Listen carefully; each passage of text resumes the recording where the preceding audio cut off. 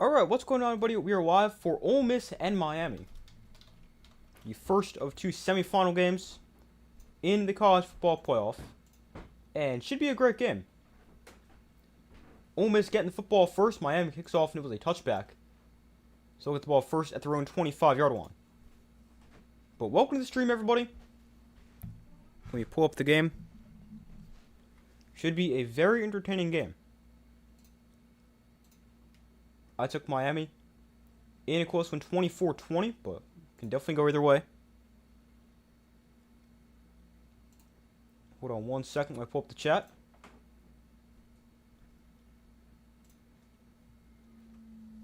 I missed the first couple of plays already. The first play was a 4-yard throw and catch out to Harrison Wallace. And second down play, a run for Kewan Lacey.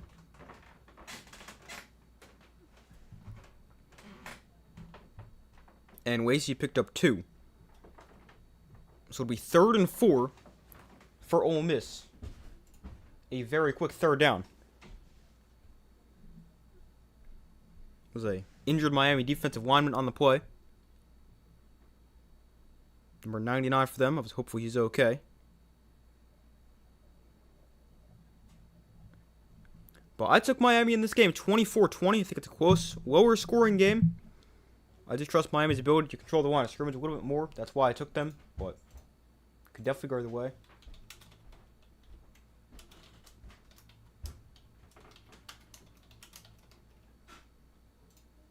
Alright, there's the poll. Be sure to vote on that, Miami or Ole Miss. I was hopefully the injured player is okay.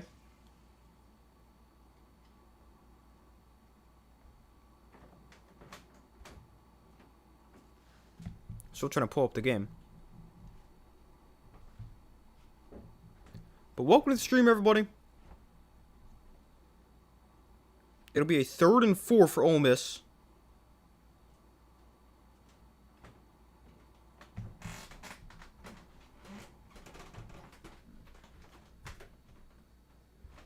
On their own 31-yard line.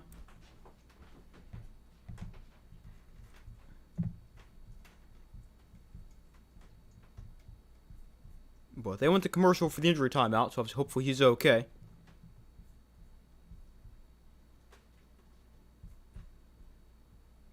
Alright, here we go. We got it on. So it's a 3rd down here for Miami. Oh, sorry, for Ole Miss.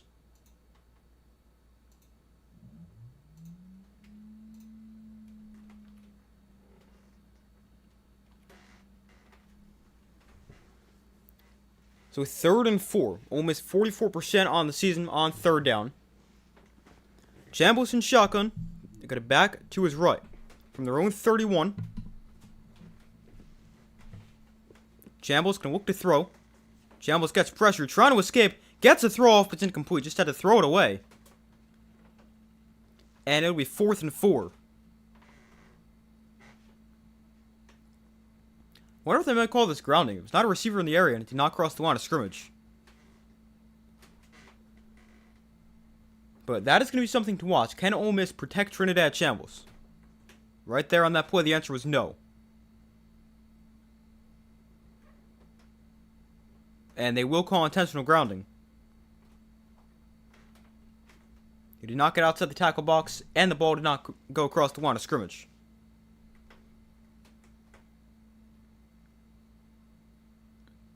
So Ole Miss will go 3 now on their first drive. And Miami will get it for their first opportunity. A quick 3 and out forced by the Miami defense. So the punt is away. And it is a shorter punt, but going to take a Ole Miss bounce and fielded by Tony on the bounce. And he brings it back to the 37-yard line. So that is where Miami and Carson Beck will start for their first drive. Hey, how's it going? What's up? You got Miami 24-21. I got him 24-20. So very, very similar. Carson Beck in the last 6 games, 13 touchdowns, just 1 interception. Miami hasn't really asked him to do a whole ton in the playoff, but he's done what they've needed him to do. But we got a 1st and 10 here for Miami on their own 36. They bring Tony in motion, and a handoff to Fletcher makes the guy miss in the backfield, and Mark Fletcher dances his way forward for about 4, maybe 5 yards. I think it could go either way. Yeah, I agree. I mean, it can definitely go either way. I think it really just comes down to whichever team can really play their style of football.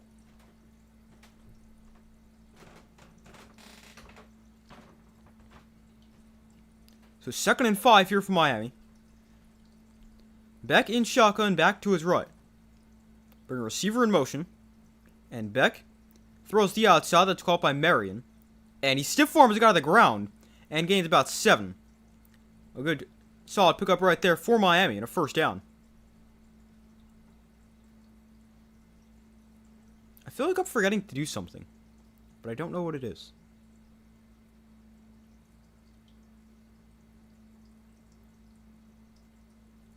Depends on what Miami team shows up to play. Yeah, exactly.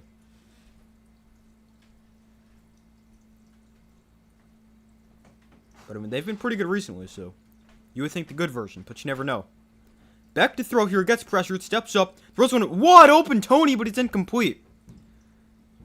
Tony ended up wide open, Beck threw it too far to the outside, and it brings up 2nd down.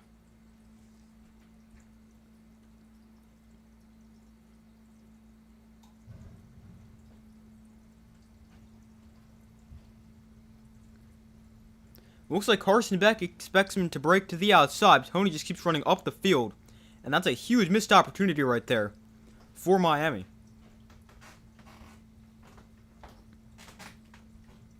So it brings up a 2nd and 10. And they'll go to the ground here. Fletcher up the middle. Going to gain about 3. So it'll be 3rd and 7.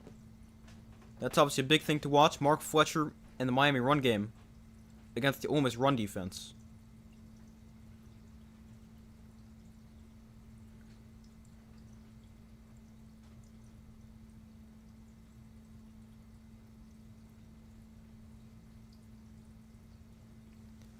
So 3rd down and 8.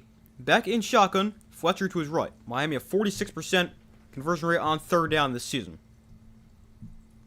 Beck looks to throw. Beck gets pressured, steps up, going to try to run for a first down here, and Beck going to get close. It's going to be about a yard short. So it'll be 4th and 1, but Miami's probably going to go for this right here. That's a big scramble right there for Carson Beck, as he puts him in position to go for a potential 4th down right here. So they spot at 4th and 2. They will go for it. Makes a lot of sense. On 4th and short. Miami in their last 4 games are 3 for 3 on 4th down, including 1 for 1 last week against Ohio State. So Beck in the pistol, Fletcher behind him.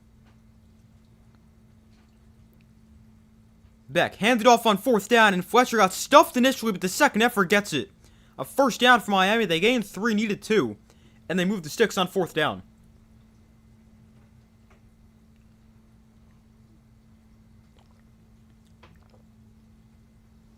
But a big first down run right there on 4th down, and they keep their opening drive alive.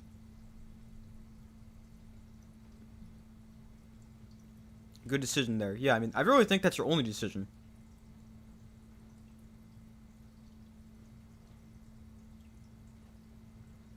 We've got a injured Ole Miss defender down in the field after that play as well.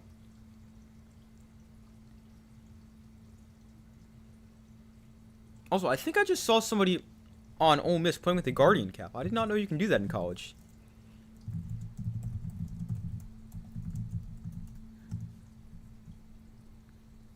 Apparently they can. I mean, apparently nobody does it, because that's the first one I've seen all year.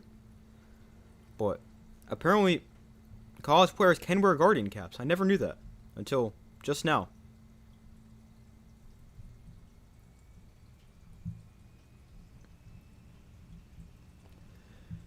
But we wait for them to come back from commercial. Hopefully the injured player is okay.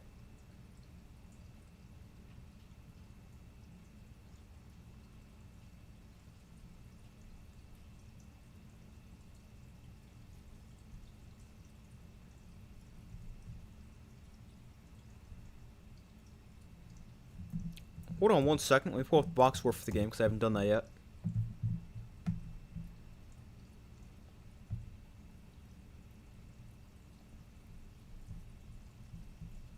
Give me 1 second.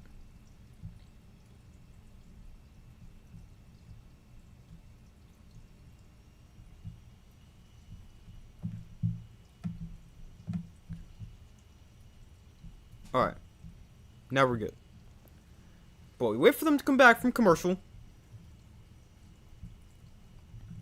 It's a first down for Miami after they just converted on 4th down. Be sure to vote in the poll if you guys have not already done so. So far I took Miami by a score of 24-20. But the game can definitely go either way. I'd like to see Ole Miss win, just continue the story of them continuing to win without Lane Kiffin. But I mean, it's definitely possible, but you never know.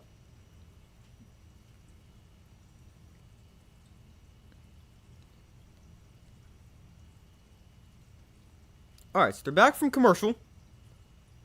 Game still squirrels a few minutes in. Miami with the ball 1st and 10 inside Ole Miss territory.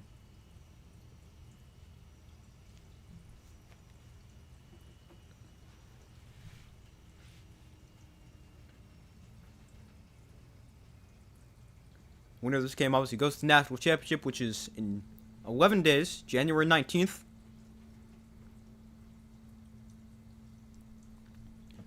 So 1st and 10 here for Miami from the 40. Beck in the pistol, got it back behind him. They bring Tony across the formation. And here's a handoff to the right side for a gain of about 4 on the play. Brings up 2nd down.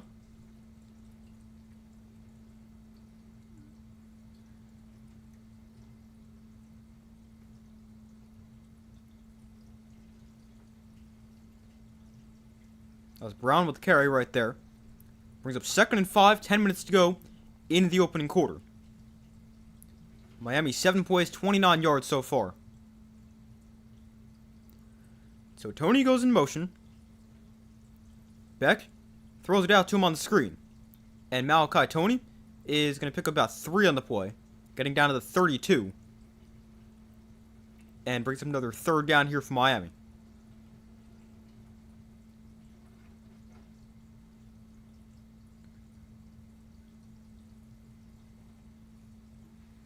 Malachi Tony, pretty quiet game in the quarterfinals. I think only like 20 yards or something.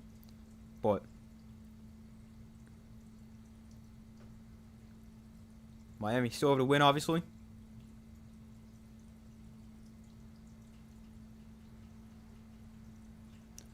So 3rd and 1 here for Miami. Again, could be 4-down territory if they get there. Beck under center.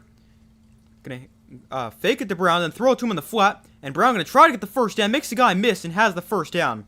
A gain of 4 on the play, and Miami moved to chains.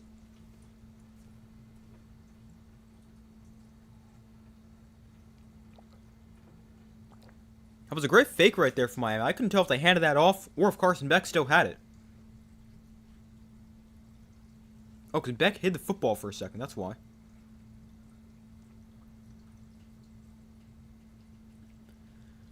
But a 1st down there for Miami. And they now got the ball on the Ole Miss 27-yard line. Beck hands off Fletcher up the middle. And Fletcher forgave about 4 down to the 23.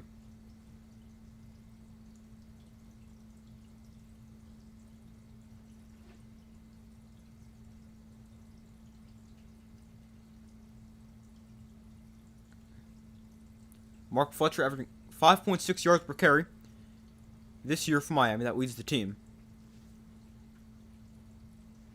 So far, they've run for 24 yards. Ole Miss has minus 11 because they're counting the grounding as a run play, which I've never seen that before. There's a handoff. Fletcher again breaks the tackle and gains about 5. Down to the 19-yard line. Brings up 3rd and short again for Miami.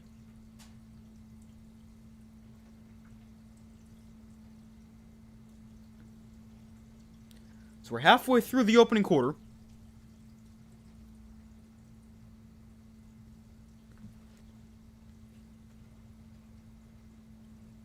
But an 11-play, 45-yard drive so far for Miami. They've taken 6.5 minutes off the clock. Almost the whole first quarter after a very short drive for Ole Miss. They go Wildcat here. Tony takes the direct snap. Going to try to run it to the left side. And he swung down for a loss. A big stop there for the Ole Miss defense. And they get a stop. Miami tries to get creative. They put Malachi Tony at quarterback, who has experience at quarterback. But he had nowhere to go there. And a nice defensive stop for Ole Miss.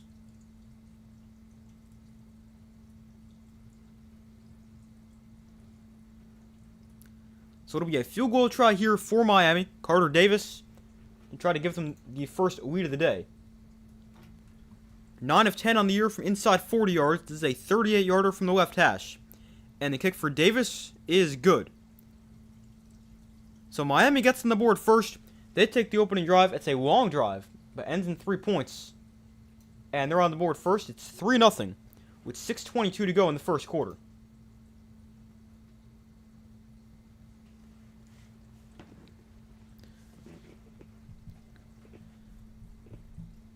But a long drive right there for Miami.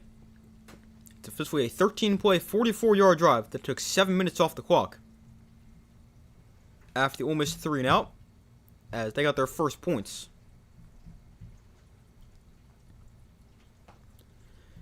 But we will see what Ole Miss can do for their second possession, with 6:22 to go in the first quarter.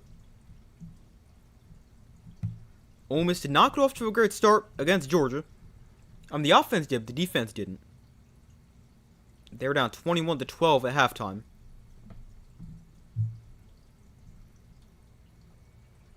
They're up 6-0 at the end of the first quarter, thanks to a couple long field goals.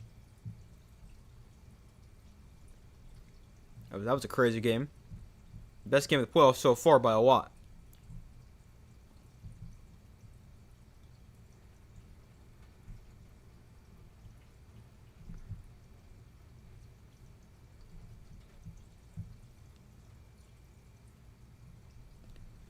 But we wait for them to come back from commercial.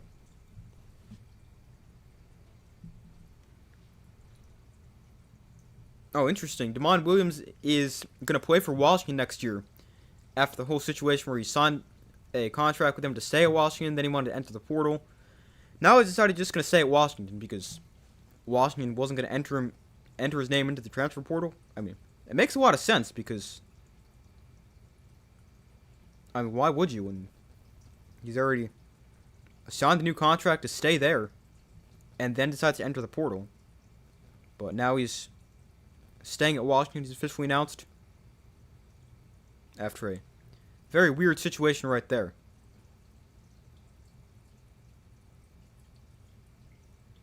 Obviously, he initially got the contract from Washington. Then he got a huge offer. I think I heard it was from LSU. And then he decided he wanted to actually go play for them. But he couldn't because he already signed the contract. But now he's just going to stay at Washington, which makes sense. I mean, once you sign the dotted line, you should stay there.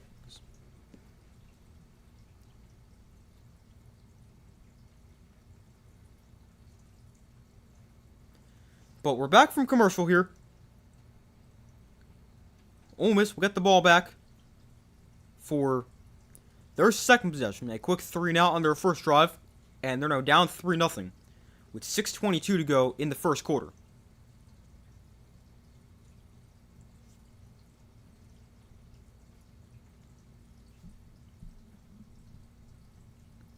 Miami's gotten better and better each year under Mario Cristobal. 5-7 the first year, then 7-6, then 10-3 last year, although a little bit of a late season collapse, and then so far 12-2 this year. But the kickoff is away, and a touchback, so Ole Miss will take it at their own 25-yard line.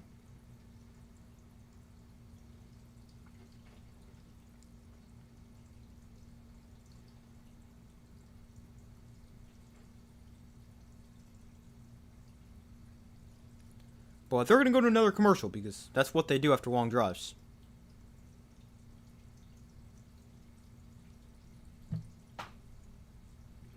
I hate when they do that. I know how they got to get their commercials in, but I mean, don't you run enough commercials? Like, you really couldn't just...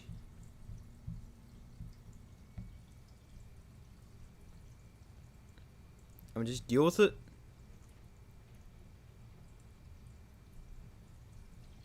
It's so annoying how they do that.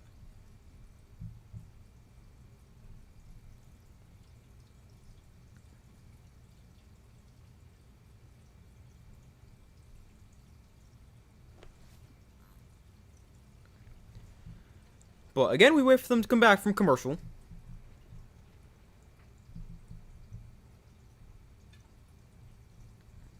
Alright, you're watching the playoff predictions video and you had the same Super Bowl matchup. Oh, really?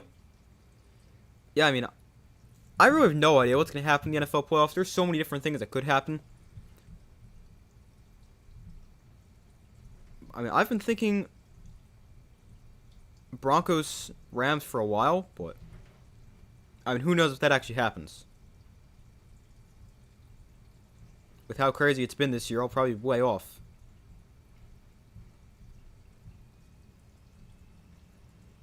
Even if we had Bills Seahawks, but I don't know. Yeah, I mean, the Bills, I don't know what to make of them. Like, they're good, but I just think they have way too many weaknesses. Like, they don't really have a reliable, consistent outside target. They don't have a great defense. Like, they got Josh Allen and James Cook, and that's kind of it. Like, I understand why people are picking them to make a deep run with the not having the quarterbacks like Lamar Jackson and Mahomes and Burrow to all go against, but I don't know. I just think there's too many weaknesses on that team for them to really be a true Super Bowl contender. Yeah, the Seahawks were the other team that I was really between. I was between the Rams and Seahawks. I definitely think the Super Bowl winner comes from the NFC.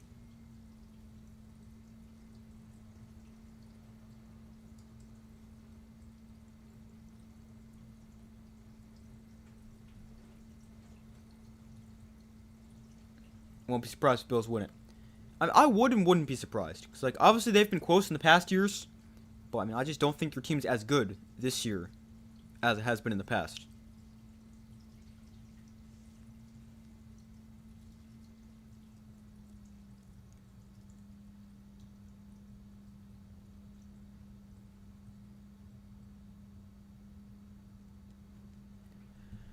But they're back from commercial here. Ole Miss with the football for their second possession. Down 3-0.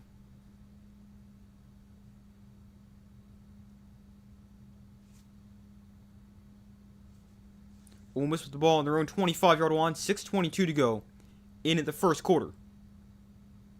So Chambliss in shotgun back to his right. Bring a receiver in motion. And Chambliss throws the flat where that is caught by Lacey. Bounces off defender. And he's still on his feet, swung around, forgetting about 3. Hey, how's it going? Welcome to the stream.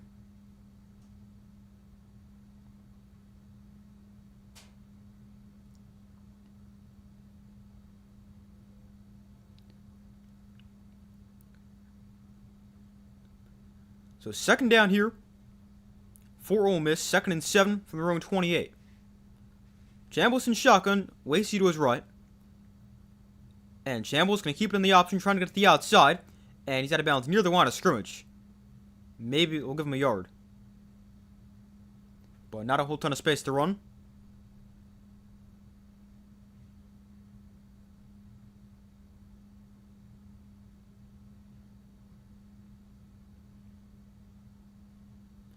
So it brings up 3rd and 6. Another quick third down for Ole Miss. They empty the backfield for Trinidad Chambliss. Chambliss gets rid of it to the outside. It is incomplete. And it's going to be a back-to-back 3-and-outs to start the game for Ole Miss.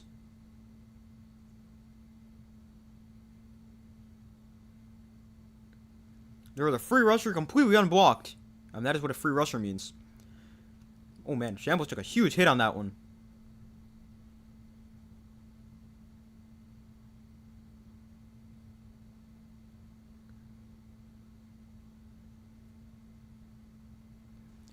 But it's another 3-and-out to start the game for Ole Miss. So Miami gets it back, and the punt goes out of bounds near the 25-yard line. Officially spotted at the 23.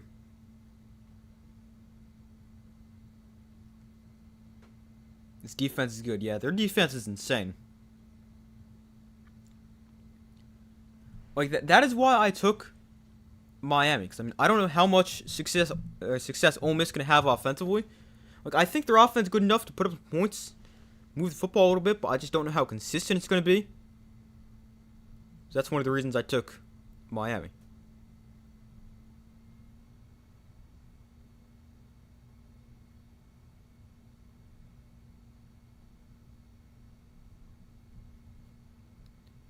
But, I mean, I hope we see Ole Miss put up some points. I don't really want to see another 10-3 game like we saw with Miami and Texas A&M.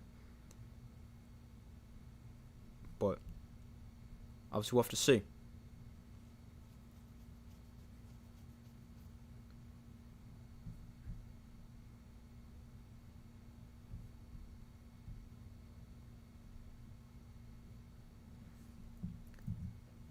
But we wait for them to come back from commercial. Miami gets it back on their own 23 for their second possession.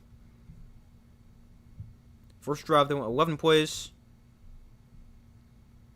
13 plays for 44 yards. That took 7:21 off the clock. Ole Miss has gone 3 and out, and they've had the ball for about a minute and 15 seconds both times. I don't know if they went 3 and out at all against Georgia. Actually, I think they went out 3 and out 1 or 2 times. I know the drive with the missed face mask was 3 and out. Let's see, they started with a punt, and then they went back-to-back field goal drives to start the game. Alright, there's 1 3 and out near the end of the first half. Yeah, they had 2 3 and outs against Georgia. Already 2 and 2 drives today. So definitely not a great start. Now you need your defense to get a stop here and get the ball back. Although, I mean, I'm not really too concerned about the Miami offense if I'm Ole Miss. Like, yeah, it could be concerning if they just are consistently able to move the football just at will on the ground. But, I mean, if you're not allowing a ton of points, I wouldn't really be too worried. But if I'm Ole Miss, I think what I worry about a little bit more is more the offense. And if you're going to be able to move the ball consistently and put up points. Because, with how good this Miami defense is, you never know.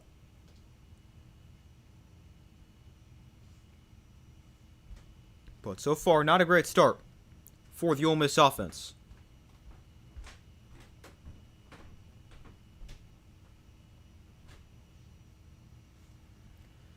So they're back from commercial here as we start, or we have the next drive, the second drive of the day for Miami. And if you guys can make sure to like that stream, that would be much appreciated. So far, we just got 2 likes in the stream, so make sure to smash that like button.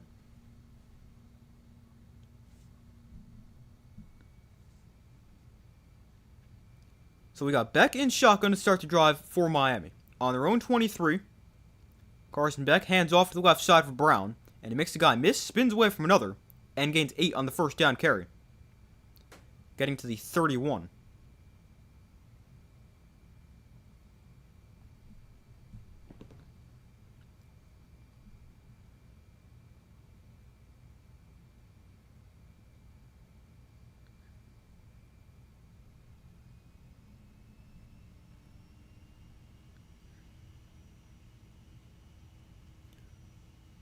The second and short here, throw to the outside is caught by the tight end. He's got a first down. Gained about 5 in the play. Near the 30. And Miami moves to 6. Nice, quick, easy throw there for Carson Beck. Really haven't asked him to do much so far. They've really only taken like 2 or 3 downfield shots I can really think of in the entire playoff so far. Great game you commentated last week. Thank you, I appreciate that. Glad you enjoyed it.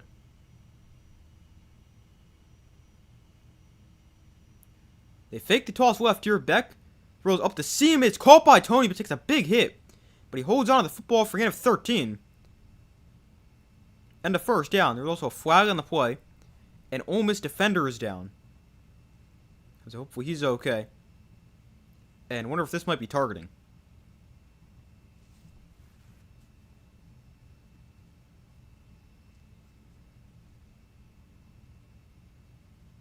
It is targeting.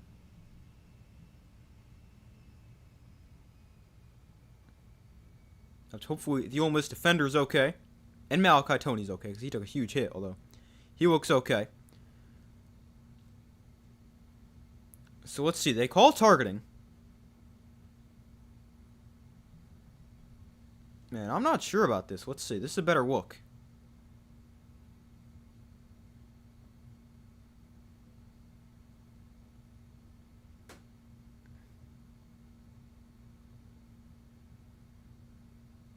I mean,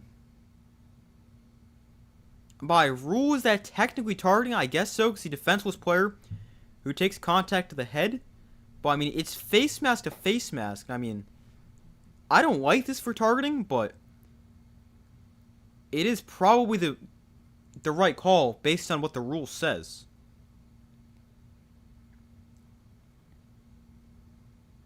Because, I mean, what are you supposed to do right there if you're a defender? You're trying to break up the ball, the receiver's trying to catch it. You have no chance to avoid targeting.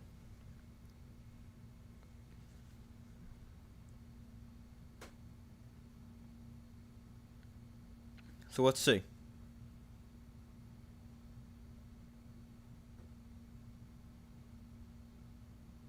Oh, there is no targeting. Interesting.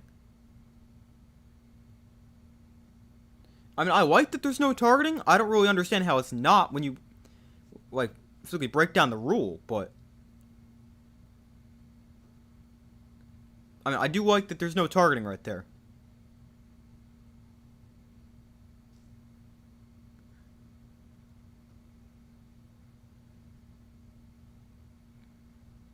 But obviously, hopefully both players are okay. They're both in the medical tent on their respective sidelines right now. So a first down for Miami at the 49-yard line, the Ole Miss 49.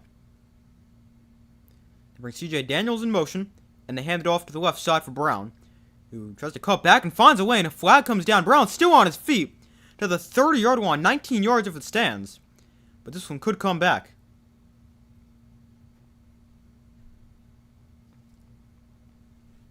Yes, will come back. We had a hold going against Miami. That'll back him up 10.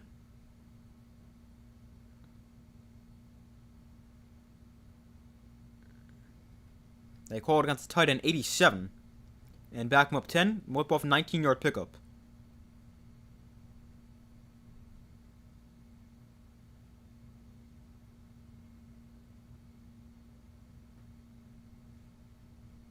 Yeah, it definitely looks like holding right there.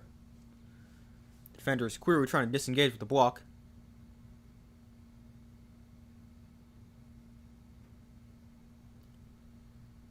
Miami now have a single accepted penalty in the quarterfinal win against Ohio State. That's their first right here.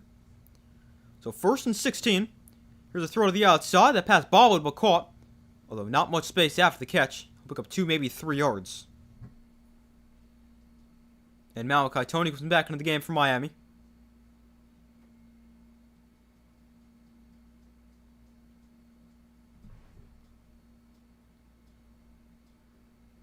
So obviously glad to see he's okay.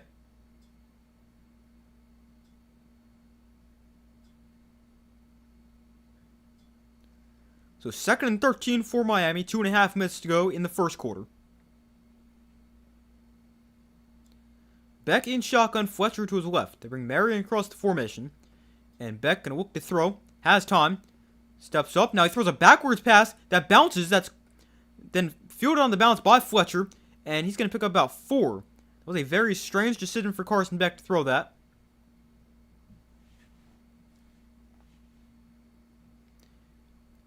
I mean, he could have just scrambled here.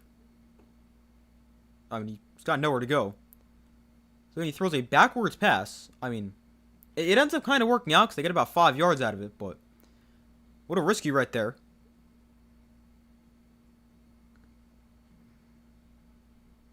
So it's now 3rd and 9 from the Ole Miss 48-yard line. Beck in shotgun, Fletcher to his left. I wouldn't be shocked to see them run this right here. Oh, though we got play blown dead here. A false start. And that'll back him up 5.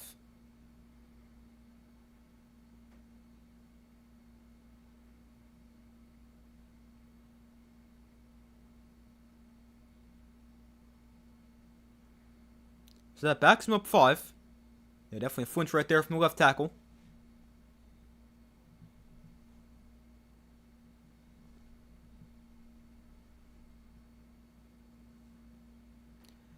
Miami's offensive linemen called for 35 penalties this year. 22 of them have been false starts.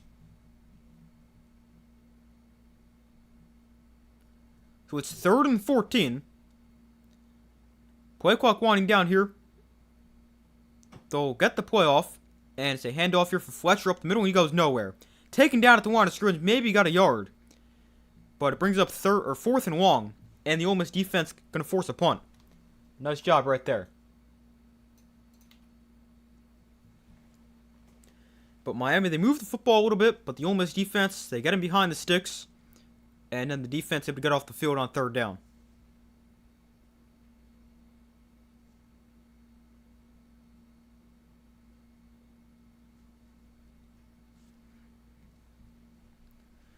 So Miami will punt. Dylan Joyce sends it away. Harrison Wallace will call a fair catch when it go over his head and bounce into the end zone for a touchback. So Ole Miss will take over the 20-yard line with 24 seconds left in the first quarter. Miami leading it by 3 as they lead 3-0.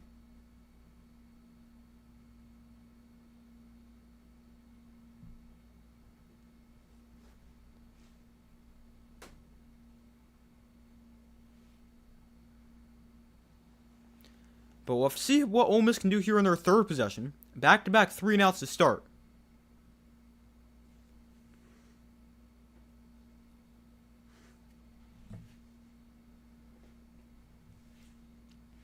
Miami's had the ball for over 12 minutes here in the first quarter. Ole Miss at 2:28. But I mean, the Ole Miss offense not need to have the ball for long to be able to score. Here's a handoff. Lacey gets the carry, and he's taken down after a gain of a yard. Ole Miss threw the ball a ton last week in the quarterfinals. I think they need to throw the ball a ton again this week. I mean, it is just impossible to run the ball against this defensive front.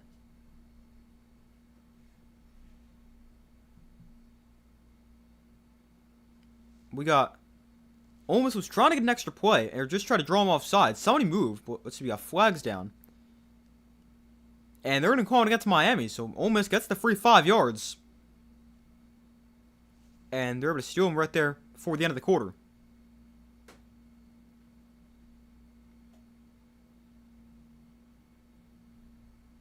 But not a great penalty right there.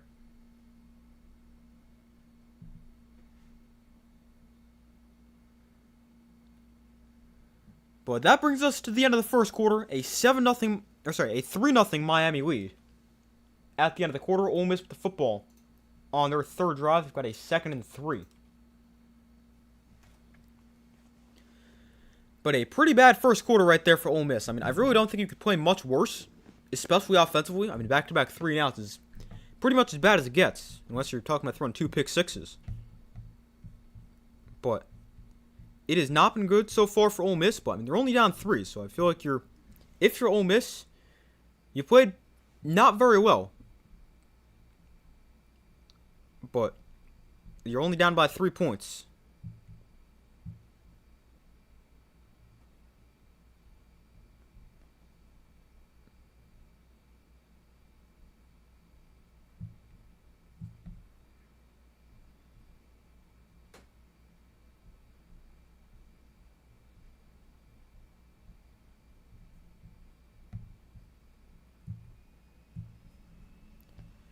But the second quarter set to start in a couple minutes. Some stats from the first quarter. Miami outgains Ole Miss 84 to -1. Miami also with 5 first downs. Ole Miss does not have one. And Miami, after 0 penalties in the quarterfinals, already got 3 penalties in this game.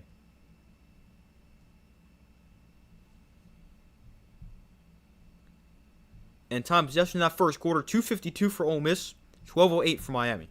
Very one-sided. But I mean, that's exactly what both teams want to do. Ole Miss does not really need to have the ball for long. Miami wants to have the ball for an extremely long time. The problem for Ole Miss right now is they're not scoring. Like last week, I don't think they had the ball very long either. I mean, it probably ended up balancing out because they had like what felt like a ton of drives. But let's see. Last week, Ole Miss had the ball at 27 minutes. So I mean, kind of 50-50. It's not like they had the ball for 15 and Georgia had it for 45, but I mean, they scored 39 points last week and they had the ball for 27 minutes. So I mean, they don't need to have the ball for long, but they just need to be able to score. And last week they did that. So far today they have not.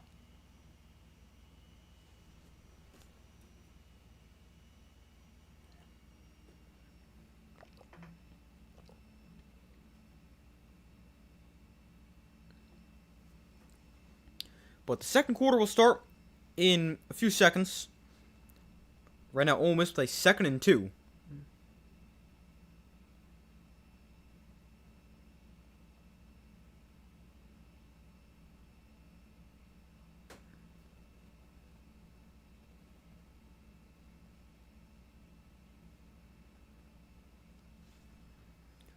So 2nd and 2, or sorry, 2nd and 3 as we start the second quarter.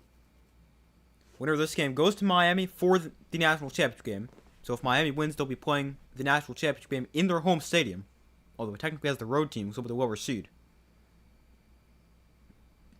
So that'll be interesting. So Chambliss and shotgun back to his right here as we start the second quarter.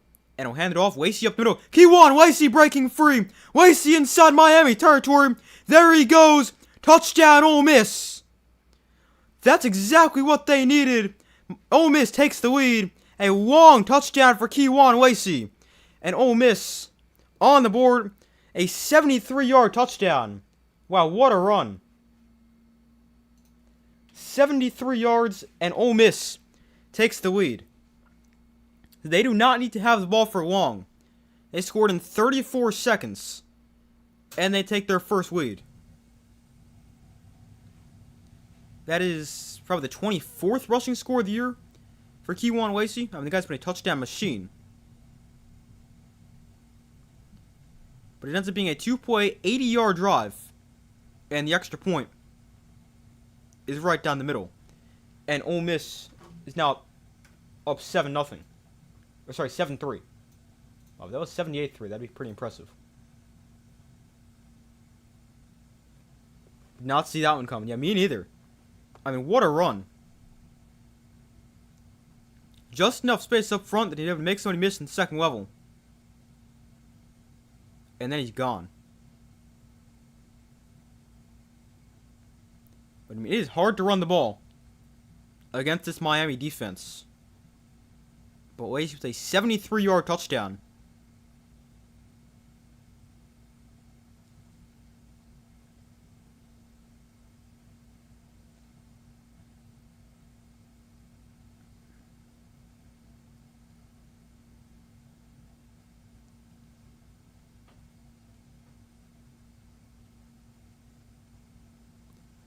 So 7-3 Ole Miss, 14:50 to go in the first half.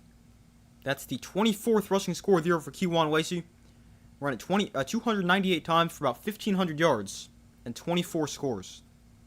Had an unreal year. So the kick is the touchback and will come out at the 25. And Miami with the football back. Trailing for the first time.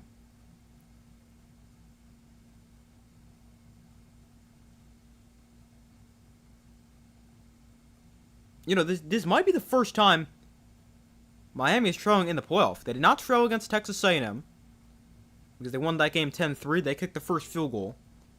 Then A&M tied it, and then Miami scored the game-winning touchdown. I don't think they trailed last week. No, they couldn't have because they went up 14-0, and Ohio State only scored 14 points. This is their first time trailing in the college football playoff. Beck throws to the outside. Pass is caught by Daniels. Let's see. Ole Miss was trying to set that incomplete and hit the ground. But it's ruled a catch. Gain of about 7 on first down.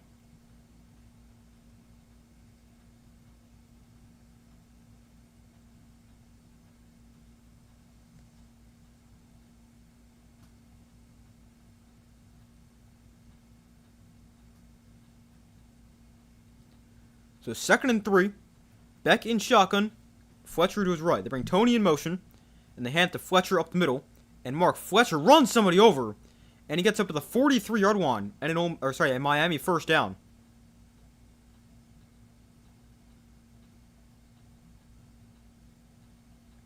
Mark Fletcher, 7 carries for 38 yards. Running the ball effectively. He's run it well in all 3 playoff games so far. Or really 2, and then the start of this game so far.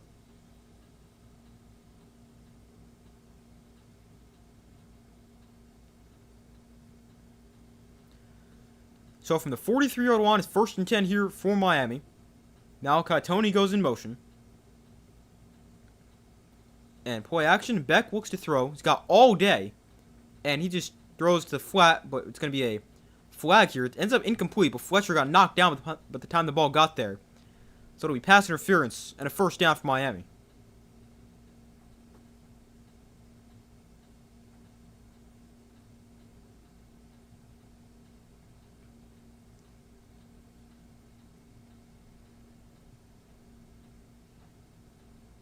But they ended up dropping a defensive lineman into coverage, who's obviously not used to playing coverage. At least I think it's a defensive lineman. Could be a linebacker. I don't know the Ole Miss defense that well.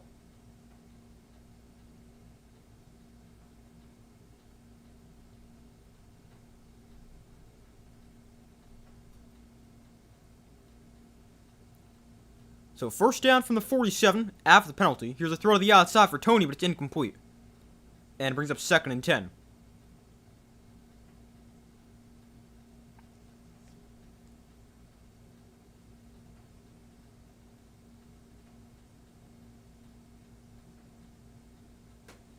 Man, if Tony caught that, I don't know where he was going to go, because receiver who was out there blocking for him was just absolutely run over. Malachi Tony, 96 catches, 1,026 yards, 8 touchdowns on the season. So 2nd and 10, Beck to throw, and he throws behind his receiver, but it's caught for, again, about 11 and a Miami first down. To the Ole Miss 42. They move the sticks. Man, that's an impressive catch. Bad throw from Carson Beck, but a good job just to catch that.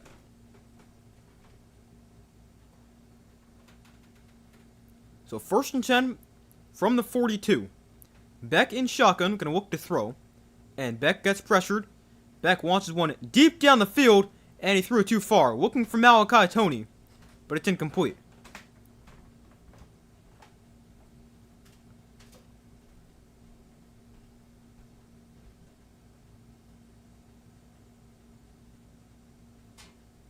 They try to double move with Tony, but Beck just overthrows everybody.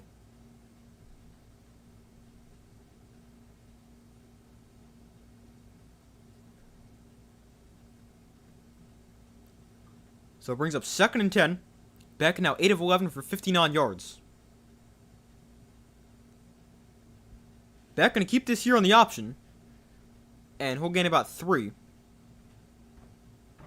Don't really see Miami run him intentionally a ton like that. But he picks up 3 right there.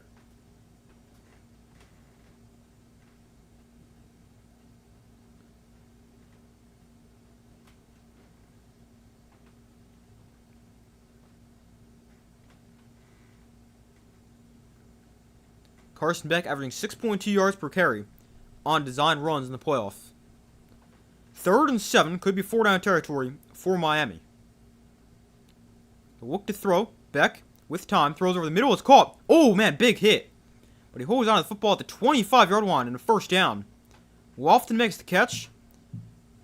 Gain about 17 yards. And they move the sticks. Again, good protection up front from this Miami offensive line. All day to throw for Carson Beck.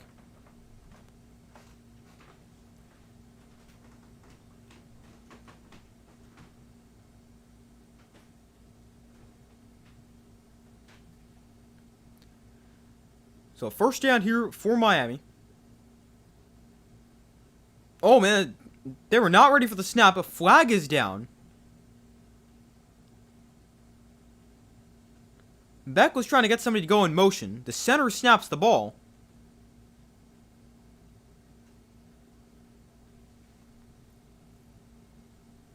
And Miami actually called a timeout before anything happened.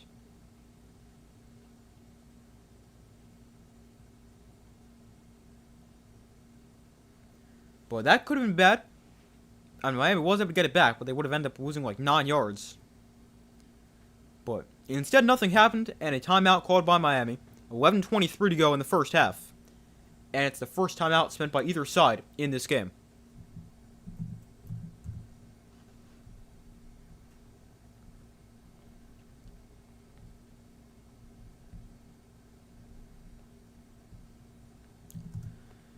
But we wait for them to come back from commercial. A first down here for Miami. They got it inside.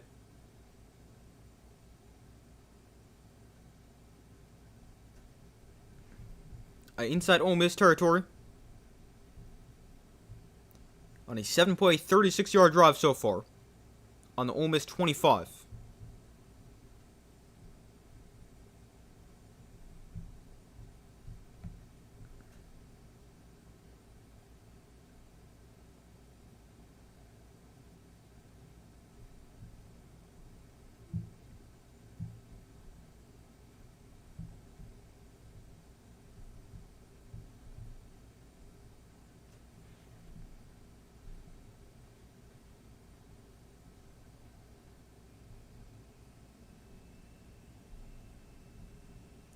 But we still wait for them to come back from commercial. So far, results in poll 50-50. Be sure to vote if you have not already done so. If you guys missed my prediction for the game, I took Miami 24-20.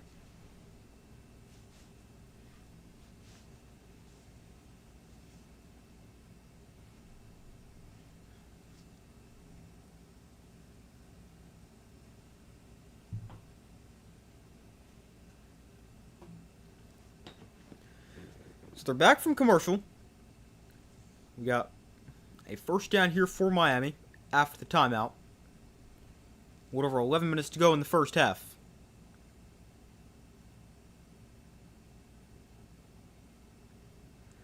Man, it looks like a lot of Ole Miss fans there. A lot of red.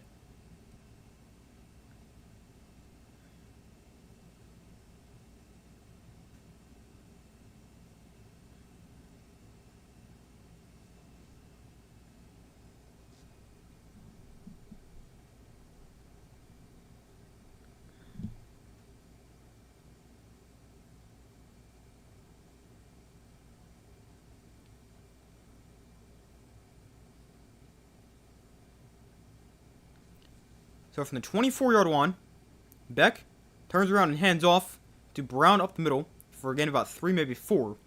Getting it down to the 20-yard line.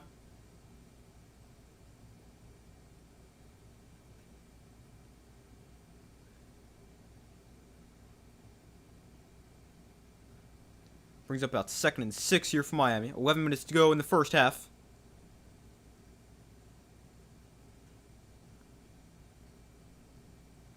So Beck in shotgun, Brown to his right.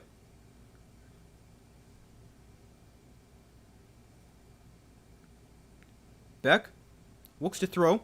And a throw towards the end zone. It's broken up and incomplete. Looking for Malachi Tony. End up hitting the defender in his back. He was turned around looking for the ball. He might be able to pick that off. But able to break it up. And brings up 3rd down here for Miami.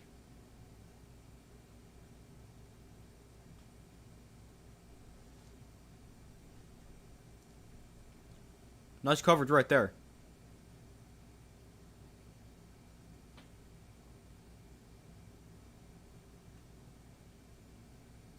So 3rd down and 6 from the 21-yard line. Miami's drive 9 plays, 54 yards. They've taken 4:08 off the clock so far. This is a 3rd and 6. Beck gets pressured, throws underneath for Tony. And Tony taken down. Oh, wow, he's going to break a tackle, make another guy miss, and gain 8. Wow, what a job by Malachi Tony. He's got half the field in his helmet. But what a job right there to break a tackle and get a first down.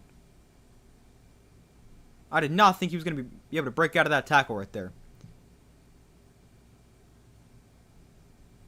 I mean, the Ole Miss defender is just holding on to his foot. But Tony able to get out.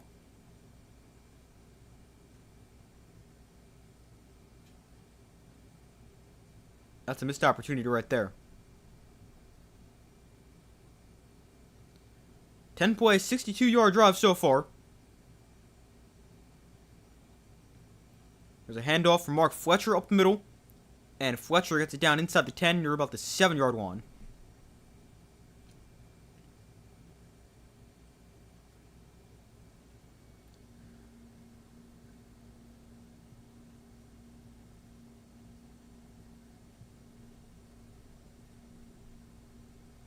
Tight end Lofton, who took a huge hit before, looks like he's getting carted to the locker room. So hopefully he's okay. But a 2nd and 5 here for Miami. Beck gonna hand it off here. Fletcher up the middle again, and this time not as much. We'll gain just about 3 yards. Although still a solid pickup.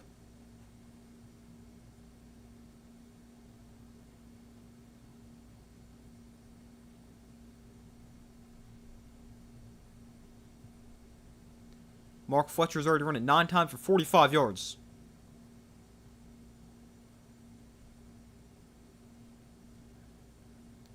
So 3rd and 2. Beck in shotgun, Fletcher to his left. 8:40 to go in the first half. From the 5-yard line.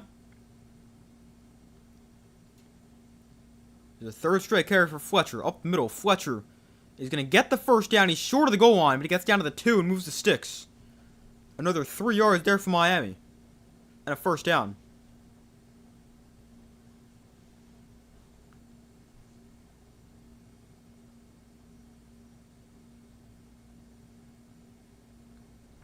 Play, 73-yard drive. Another really long drive for Miami. They've also taken almost 7 minutes off the clock.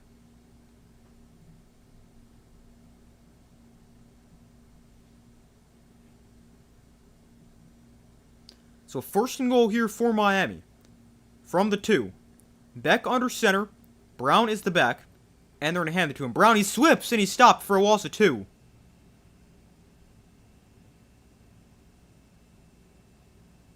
So Brown slips back to 3-yard line. As he tries to make a cut and go outside.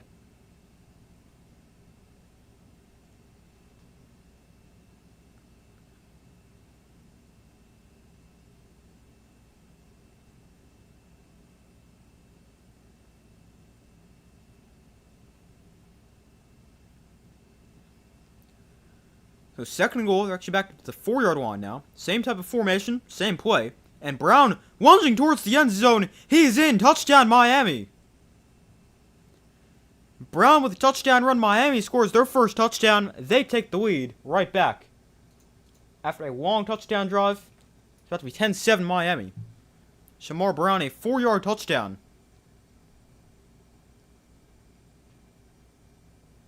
Yeah, he's definitely in there. Before he's down. He ends up on top of one of his linemen to help him stay in the air. But that is definitely a touchdown. 15 plays, 75 yards over half the 2nd quarter. 7:41 off the clock. And Miami leads 10-7.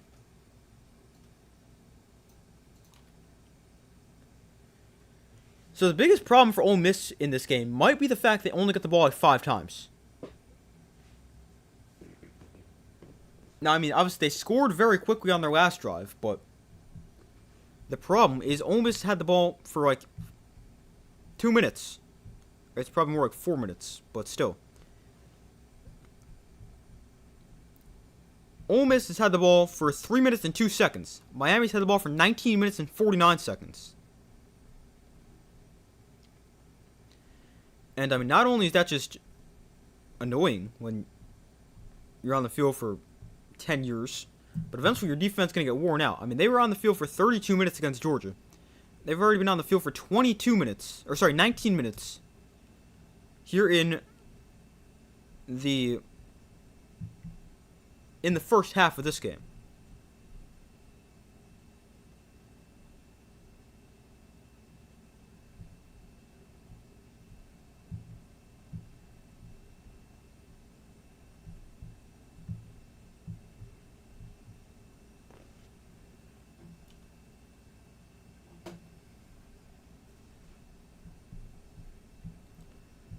But Miami up 10-7. Ole Miss will get the ball back. And we'll see what they can do for their next possession. Ole Miss has run 2 plays. Or sorry.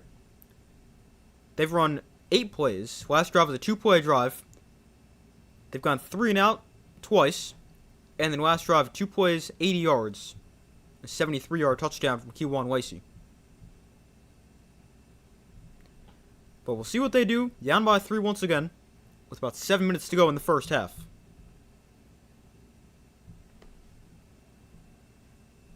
So far, results in the poll, 64% of you guys said Ole Miss will win, 36% have said Miami. Again, be sure to vote if you have not already done so. I took Miami 24-20.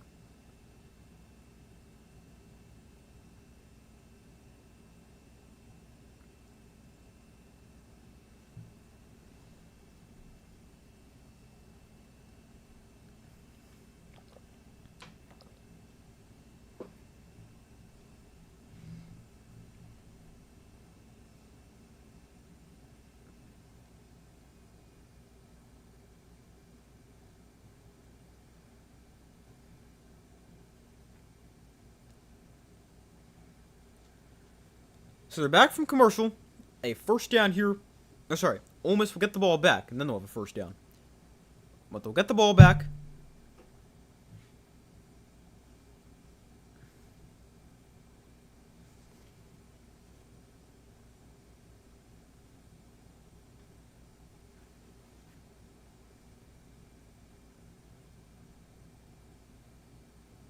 Oh, it seems like Kewan Lacey might have hurt his right hamstring on that touchdown run. I mean, he's got his helmet on here, and his... Looks like he's going to go back on the field, but that is definitely something to watch. Potentially dealing with a right hamstring injury.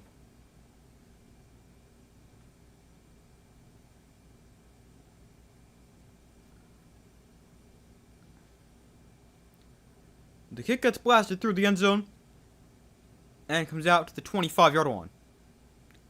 So Trinidad Shambles on the offense back on the field, down 10-7, with 7:09 to go in the first half. Man, it is actually crazy. Miami's run the ball, or run 34 plays. Ole Miss has run 8. And Miami's had the ball for 20 minutes. Ole Miss had the ball for 3. Yet it's a 3-point game.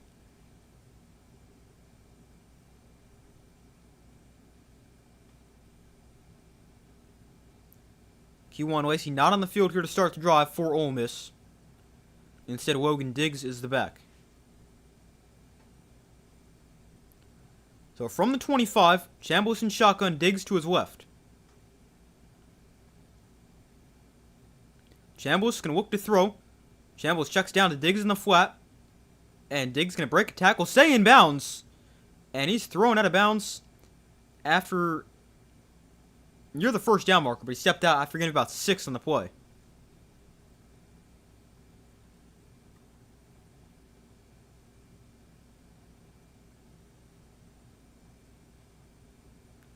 So 2nd and 3. Chambliss in shotgun. Diggs to his right, and they're going to hand off. Diggs up the middle. Has a first down and gain of 5. And he'll move the sticks. That's a good run right there. It's not quite 73 yards, but... I'm sure Ole Miss will take 5 yards every single time, especially against this defense.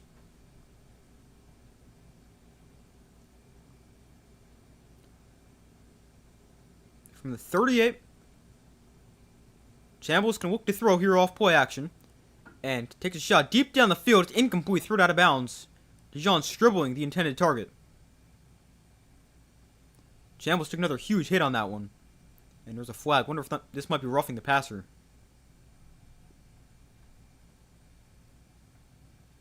It is roughing the passer.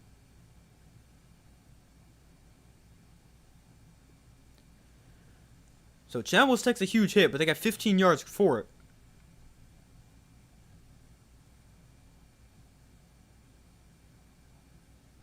Oh, I got hit in the head. So I mean, that is... I can understand that one.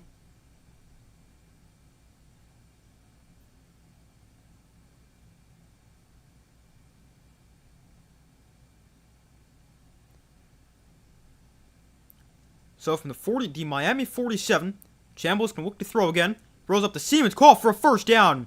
Harrison Wallace to the 28-yard line. His first catch, had a huge game in the quarterfinals. Has his first one right there. A nice throw and catch.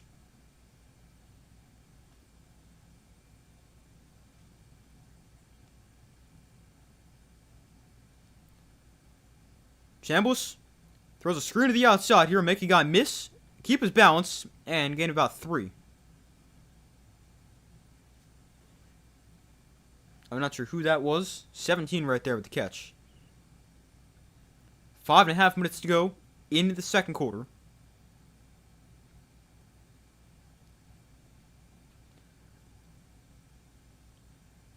Chambliss hands off, Diggs up the middle. Bounces off defender, but unable to break free, and he stopped at the line of scrimmage. Still no Kewan Lacey on this drive.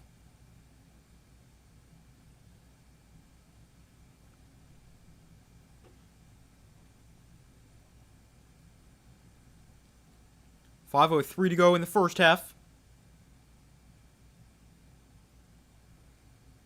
So Chambliss in shotgun, Diggs to his right from the 25-yard line. 3rd and 7 here for Ole Miss. Chambliss can look to throw, gets pressured. Going back near the 40-yard line, Chambliss just throws it away. So it brings up 4th down. Chambliss took a hit over on the sideline. A little bit slow to get up here. He's taken some big hits in this game.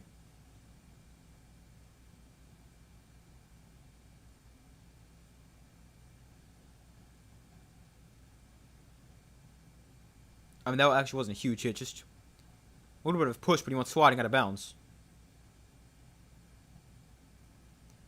But here's a field goal try for Ole Miss to try to tie the game at 10. Their kicker was great in the quarterfinals.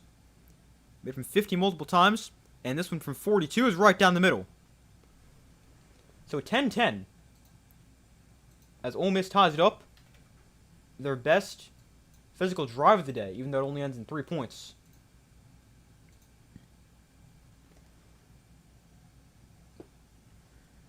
But they're able to control the ball a little bit, and that is big. Give your defense a break after they've gone field for like the entire first half so far.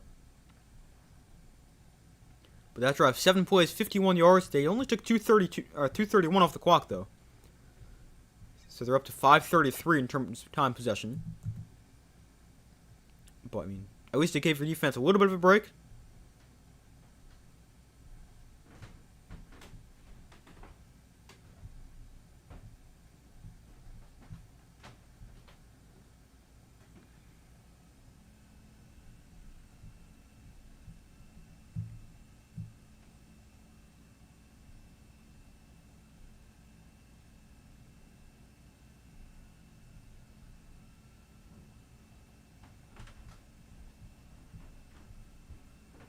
Hold on 1 second.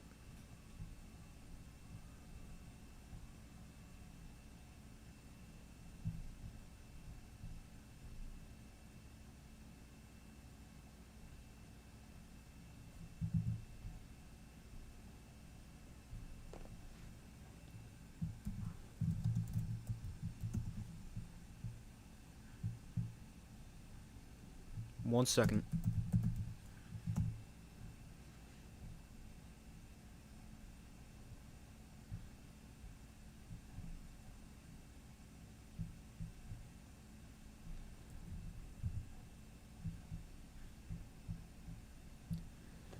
But Miami will get the ball back with the game now tied at 10.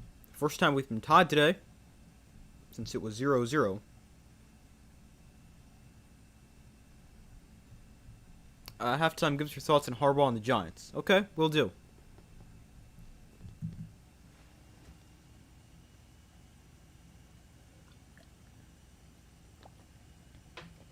I might forget about that, though, so remind me. If I don't remember. Yeah, you know, I'll write it down.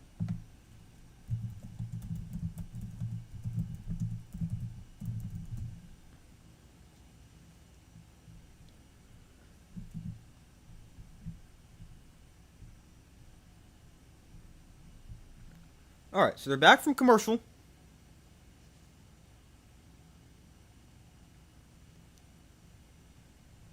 Miami will get the ball back. Got about 5 minutes to go in the first half.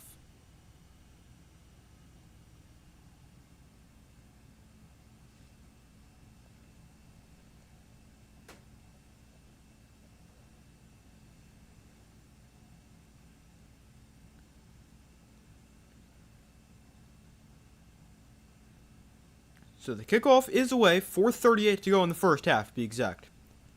And the kickoff touchback will come out at the 25.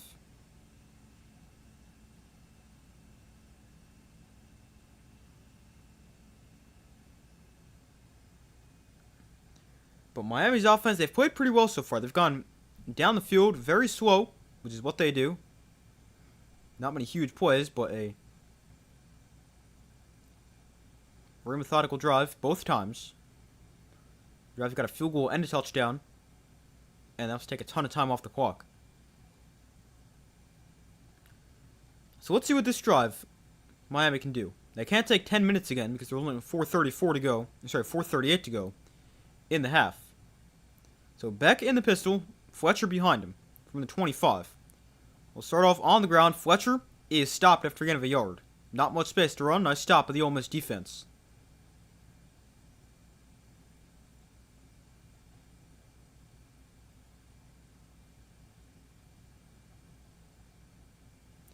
Carson Beck tonight, 10 completions to 8 different receivers. Really done a good job spreading the ball around.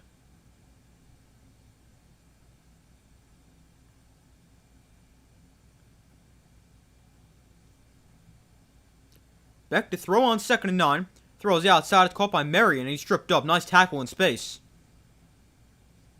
Brings up 3rd and 5. Quick 3rd down here for Miami.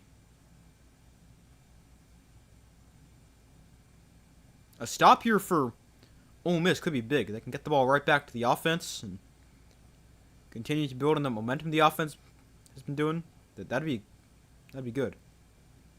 Miami 4 for 7 on 3rd down. This is a 3rd and 5. 3.5 minutes to go in the first half. Beck gonna look to throw. He's got time. Throws outside. Wide open receiver. Marion makes the catch, and he's up to the 49-yard line. Actually, they're going to say he stepped out of the 44. But still a good throw and catch, and a nice 3rd down conversion.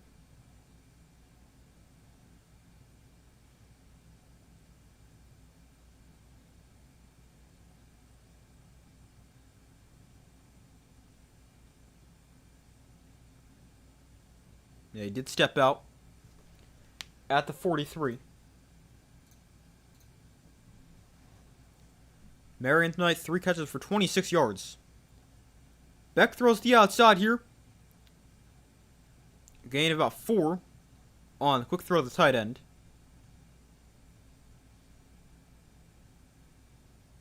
$2:45 to go in the first half.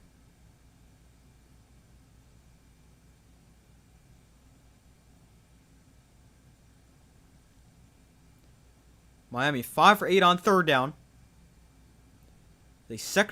Why do they put up their 3rd down stats if it's 2nd and 6? I'm not sure.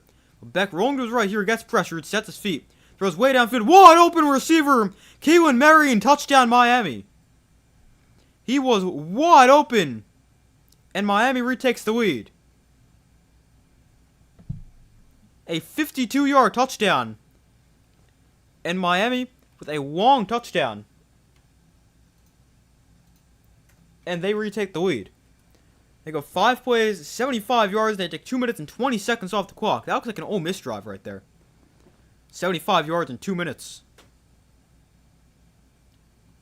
I'm not sure how he ended up so wide open.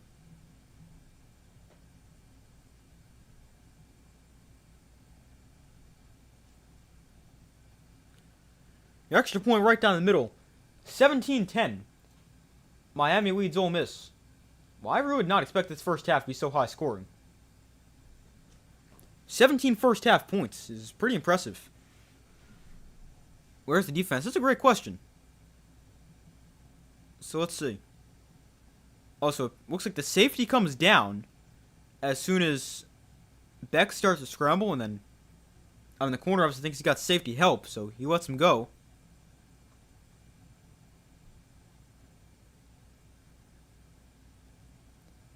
But that is a bad mistake right there for the Ole Miss defense.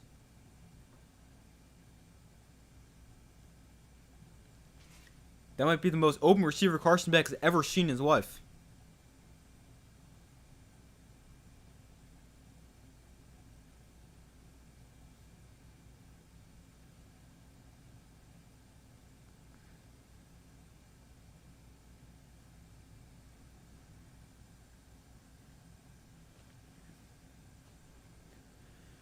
But we got 2:18 to go in the first half. Ole Miss will get it back, now down by 7. And once again, it goes through the end zone for a touchback.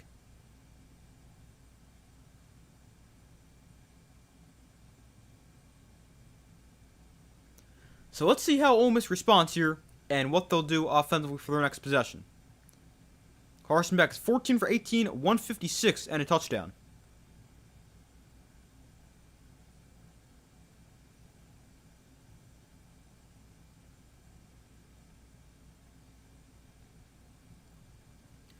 So the Ole Miss offense back onto the game. Still no Kewan Lacey for Ole Miss. Logan Diggs remains the running back. I mean, still a very good player. Not quite Kewan Lacey, but he's a very good player. Remember watching him from his time at Notre Dame. That was probably 4 years ago at this point. Maybe 3. No, I think 4. Here's a throw to the outside. A low throw. Call for again at 4.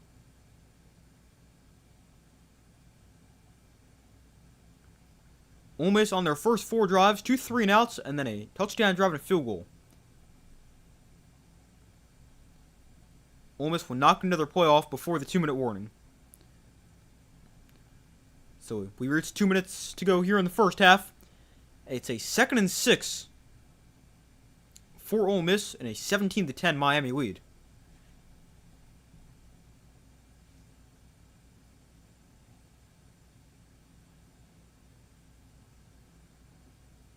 Ole Miss has run just 15 plays so far.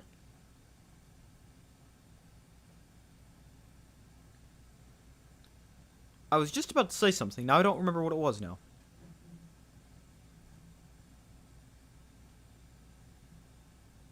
Maybe it was something I saw here.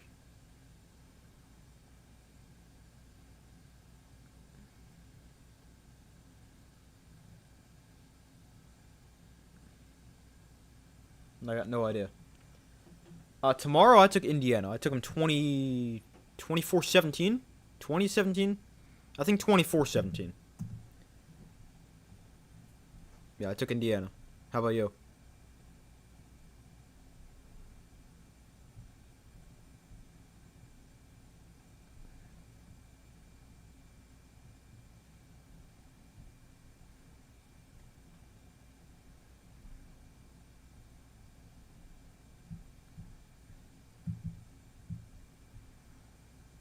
Hopefully it will be a good watch, yeah.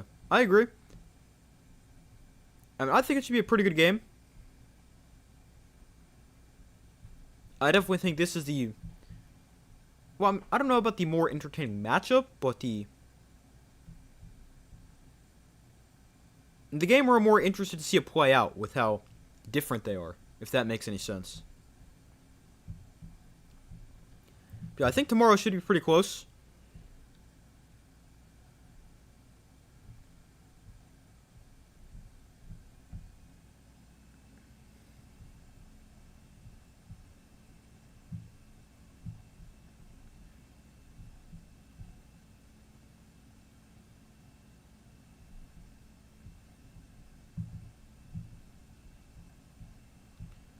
But we wait for them to come back from commercial.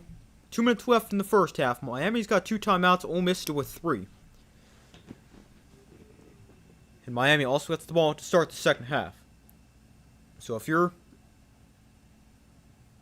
Ole Miss, points here could be big before the half. Even if it's only a field goal, I mean, obviously you want a touchdown, but even if it's just a field goal, to get some points before halftime could be nice, because you don't get the ball to start the second half.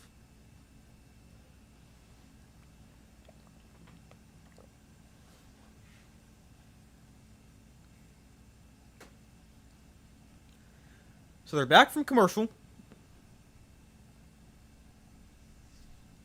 I thought this was going to be more of a defensive battle. Yeah, I thought so as well.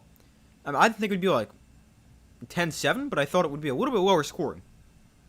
I said 24-20, so I mean, that's another 7 points for Miami and 10 for Ole Miss. Ole Miss has run 15 plays. Miami's run 20 plays inside Ole Miss territory. That is pretty impressive. There's a handoff. Logan Diggs up the middle. And he picks up about 3, maybe 4 on the play.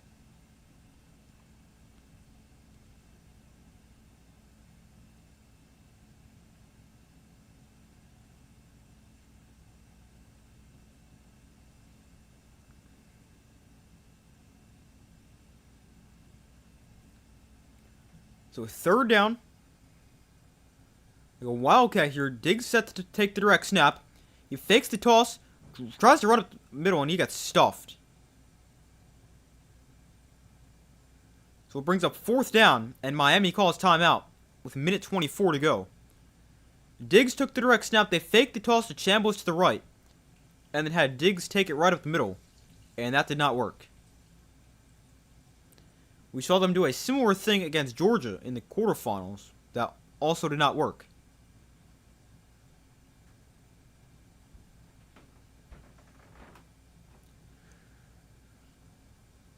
I don't love that call right there.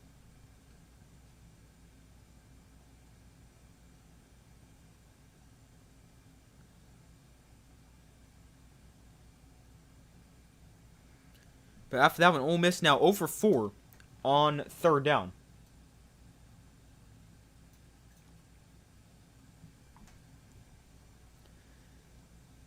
But now Miami gets the ball back. 1:24 to go. They've got a timeout to work with. And Miami also gets the ball to start the second half. So, I mean, they can realistically go up 31-10. I mean, that seems a little extreme at this point with how the game's gone.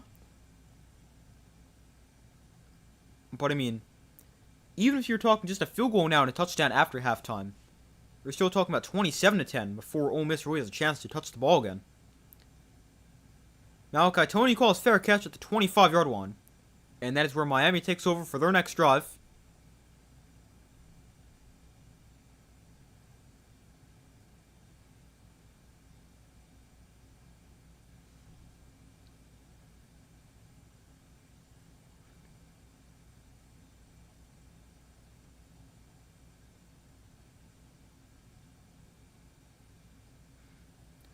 So 1st and 10, 1:19 to go in the first half.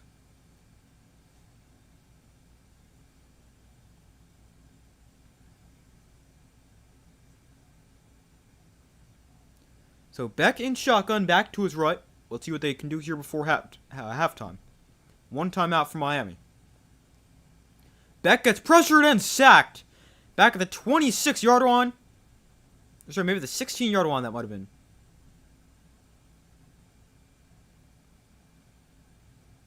Yeah, back at the 16-yard line. Beck got sacked.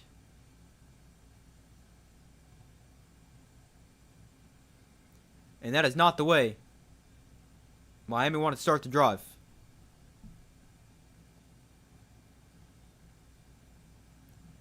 And after that play, Ole Miss also called their first timeout. 1:13 to go in the first half. So, I mean, if Ole Miss can get this ball back, they get a good kicker. He made from over 50 multiple times in the win in the Sugar Bowl. So, I mean, if they can get the ball back, even though they'll be out of timeouts, they got an opportunity to potentially kick a field goal, make it a 4-point game at halftime.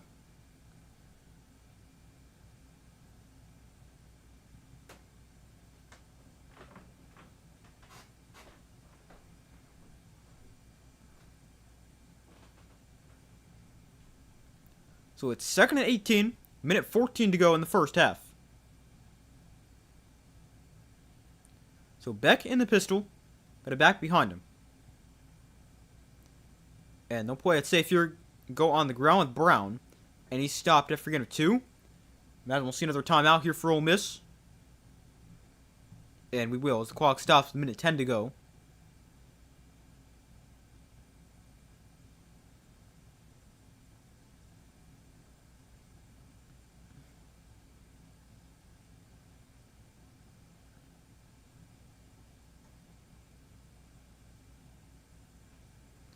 So it's now 3rd and 16. I can't really imagine we'll do something too insane right here.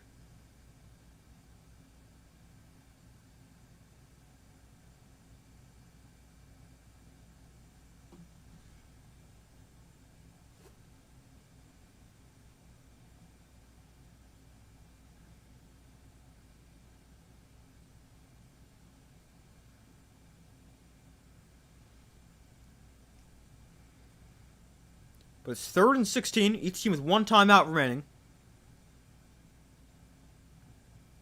And almost 3 guys back into the first down marker. Just trying to get a stop and get the ball back here. Tony goes in motion. And they'll run the football up the middle. Brown. Gonna break 1 tackle, but he stopped after getting about 4, maybe 5 on the play.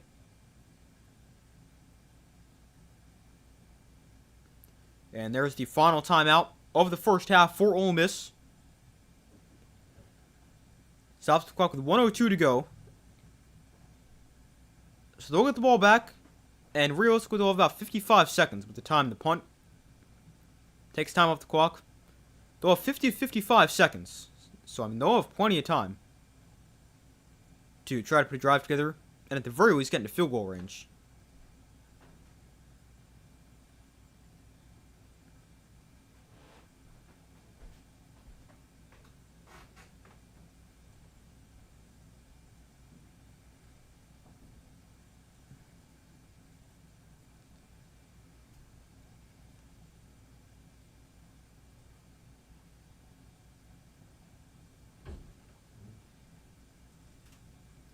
So 4th and 11. Ole Miss looks like they're going to come after this right here. And they do come after it. No pressure on the punt. And Wallace fair catches it at the 31-yard line.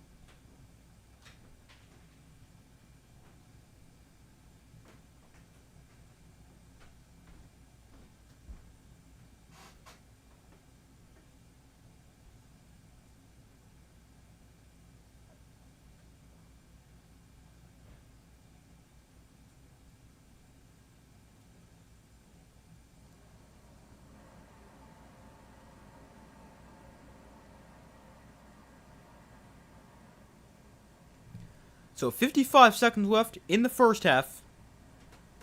Ole Miss with the ball on their own 31. Chambliss today, pretty quiet game for his standards. 6 for 8, 42 yards. I mean, anything's going to be quiet for him when it's less than like 300 yards. A look to throw here to start the drive. And I'll throw it underneath for Logan Diggs. And Diggs breaks a tackle and able to get out of bounds. That's a great play right there by Diggs to be able to get out of bounds.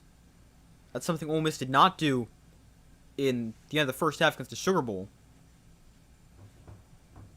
Ended up turning inside and not being able to get another playoff.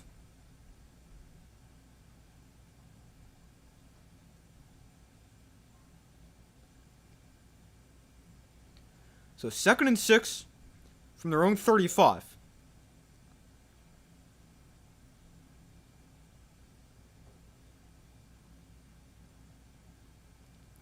Chambliss throws that pass. Call for a first down. Wallace makes the catch.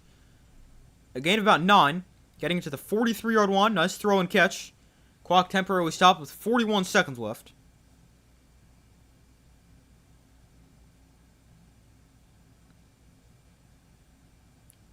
Clock now running. Chambliss throws the outside. There's Wallace again. He's out of bounds after another 6 yards. Actually, give him 7 at the Miami 49-yard line. The Ole Miss kicker, Lucas Carnero, made a 56-yarder, which is a career long. Last week in the Sugar Bowl, need to get to the 39 to really have a chance at tying that. It's another about 13 yards. No, sorry, 10 yards. Here's a throw to Caden Lee. You're going to get it very close to field goal range, down to the 40-yard line. They're going to spike this right here. The clock is temporarily stopped with 26 seconds left.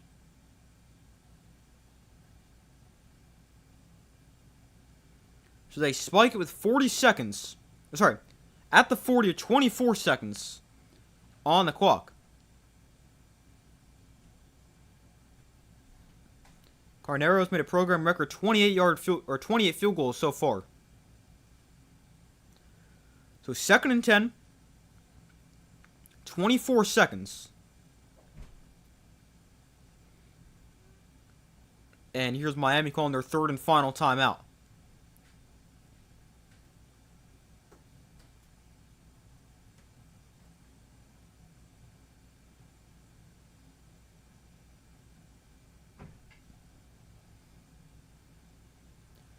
But Carnero hit from 55 and 56 in the first quarter.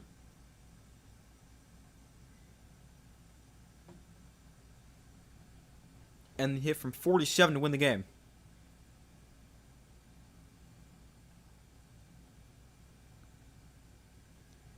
But he got a big leg, had plenty of distance on both the 55 and 56 yarder. Would be 57 yarder from right here. I mean, you could definitely get it closer for him, but you can definitely attempt to field. Oh, I just realized, still ball marker on Miami. Sorry about that. You can definitely get it closer for him, but you could attempt it from right here. So 2nd and 10. Don't take a sack right here for Trinidad Chambliss. That's his worst case scenario. Chambliss looks to throw. Chambliss throws. Oh, almost threw a pick. Wow, he threw it right to him. Almost very lucky that was dropped.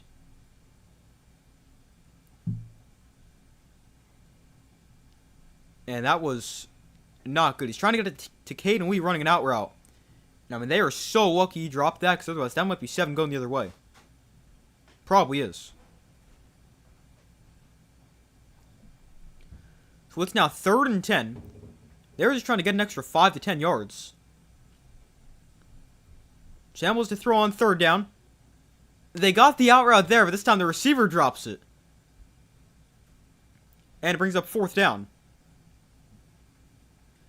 I mean, the first time the drop was good for Ole Miss, but the second time they kind of need to catch that one. So it's now 4th and 10, and it's going to be a long field goal here for Lucas Carnero and Ole Miss. His career long was 56, which he made from last week in the Sugar Bowl. That was in the first quarter. This one would be from 58 yards. So 58 yards away. The kick is on line, and it is good. Wow, what a kick. Carnero from 58, and Ole Miss with another 3 points before halftime. Make it 17-13 with 11 seconds left. Man, this guy's really good.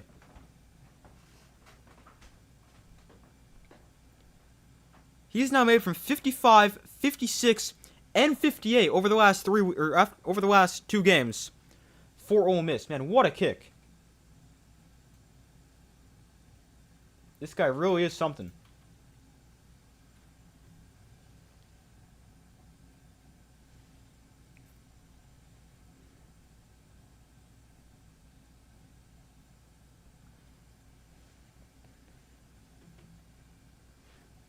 So it's now 17-13.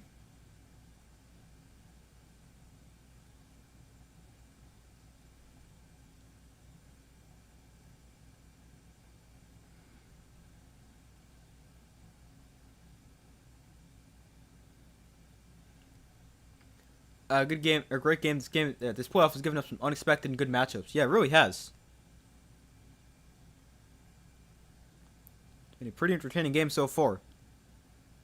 Ooh, that's a mistake. They try to swim kick it here, but it bounces out of bounds. So that'll put the ball on the, what is that, the 35 or 40? And now if you're Miami, you have an opportunity to, I don't know, maybe move the ball 10 to 15 yards and kick a field goal, or you're almost in position to throw a Hail Mary. I mean, Carson Beck's got a pretty strong arm. He can get it there.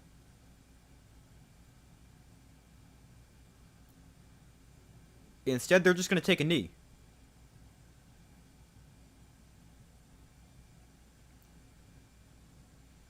So Miami takes a knee, 17-13, at the half, they lead. And they get the ball to start the second half. But a pretty good first half for Miami. Ole Miss barely had the ball. And they're only down by 3. Sorry, down by 4. I mean, I think if you're Ole Miss, you probably got to feel pretty good about where you are right now. Especially knowing you were down 9 at halftime last week. And you were still able to come back and win the game. So, I mean, if you're Ole Miss, you got to be feeling pretty good. And maybe we see another unexpected result. Although, I mean, really, whatever happens here is an unexpected result because nobody expected either of these two teams to really be in the semifinals and one of them the national championship. I saw your comment in my video before. I was either last night or I don't remember when I saw it. When you said, like, everyone in your bracket pool or whatever, nobody had this. I mean, makes a lot of sense because not many people saw this coming.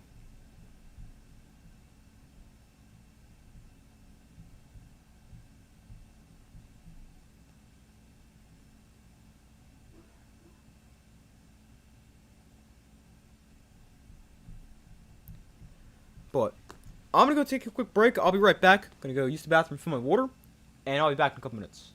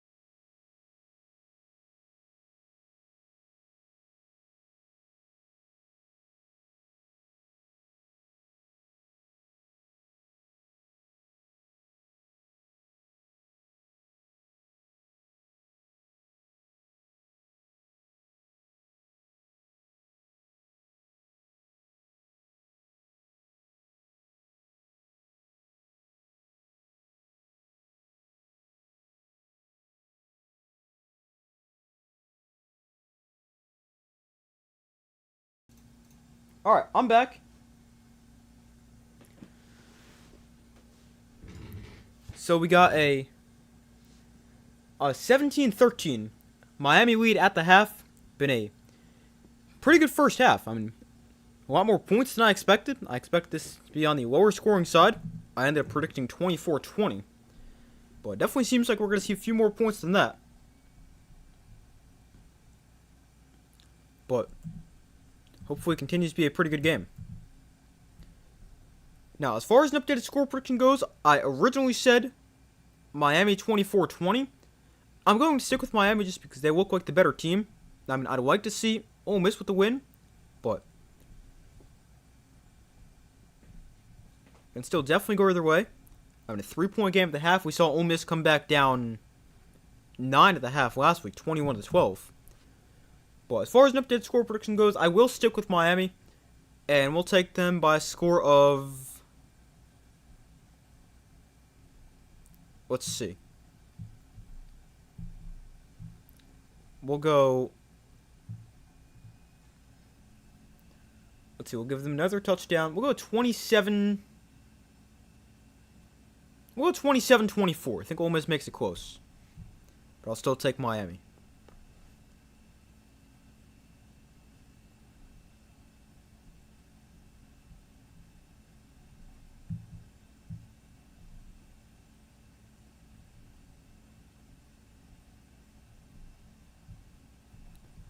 But we'll go over some stats from the first half, and then I will get to... your comment. You wanted me to talk with the Giants and John Harbaugh at halftime. We'll get to that in a second. But as far as first half stats go, Carson Beck, 14 for 18, 156, and a touchdown, no interceptions. That's already a playoff high for him this year. Threw for like 103 against A&M, 138 last week. Now 156 in the first half already. Now on the ground for Miami, it actually wasn't as good as it seemed. 11 carries, 49 yards for Mark Fletcher, 8 for 28 for Shamar Brown. Oh, and a touchdown. But Miami's a team 25 for 72 and a touchdown. That's 2.9 yards a carry. So, I mean, Ole Miss doing a pretty good job stopping the run. Now, they haven't been great through the pass, which is the complete opposite of what they've done all year. They've stopped the pass, not the run. But, of course, reversed this time. But then receiving for Miami, Keelan Marion, 4 catches for 78 yards and a touchdown. Malachi Tony, 3 for 26. Elijah Lofton, 1 for 15. Joshua Moore, 1 for 11. Alex Bauman, 2 for 11. CJ Daniels, 1 for 7. Shamar Brown, 1 for 5. And Josiah Trader, 1 for 3. Then for Ole Miss, Trinidad Chambliss, 10 of 14 for 71 yards, no touchdowns or interceptions. On the ground for Ole Miss, Kewan Lacey, 2 for 75 and a touchdown. Although, he's now out of the game. We haven't seen him since that touchdown run. Logan Diggs with 4 carries for 10 yards. Chambliss, 3 carries for -11. And then receiving for Ole Miss, Harrison Wallace, 4 for 40. Logan Diggs, 2 for 11. Caden Lee, 1 for 9. Caleb Odom, 1 for 4. Kewan Lacey, 1 for 4. And Winston Watkins, 1 for 3. And then team stats from the first half. 13 first downs for Miami, 6 for Ole Miss. Miami 5 for 9 on third down. Ole Miss has 0 third down conversions and 5 attempts. 228 total yards for Miami, 145 for Ole Miss. Miami more passing yards, though Ole Miss actually 2 more rushing yards, 74 to 72. Penalties, 2 penalties, 4 yards against Ole Miss. 4 penalties, 34 yards against Miami. No turnovers for either side, and time possession extremely one-sided. 22-44 for Miami, just 7-16 for Ole Miss. But a pretty close first half, despite the stats seeming fairly one-sided. But still a very good game. And only a 4-point game at the half.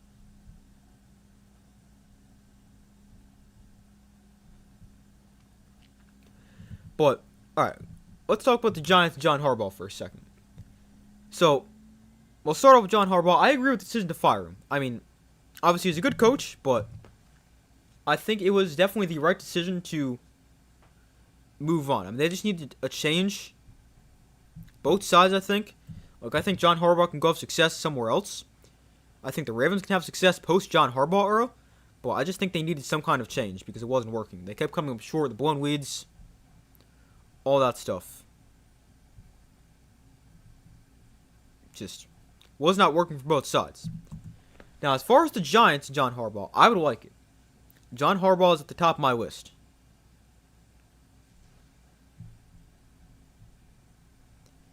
My top three right now, John Harbaugh, Chris Shula, and then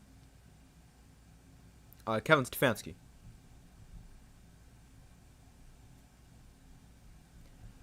But yeah, I'd like it. I mean, the blown leads with the Ravens are a little concerning considering that's one thing that Giants are already really good at, blowing leads. Although, I think that's more of a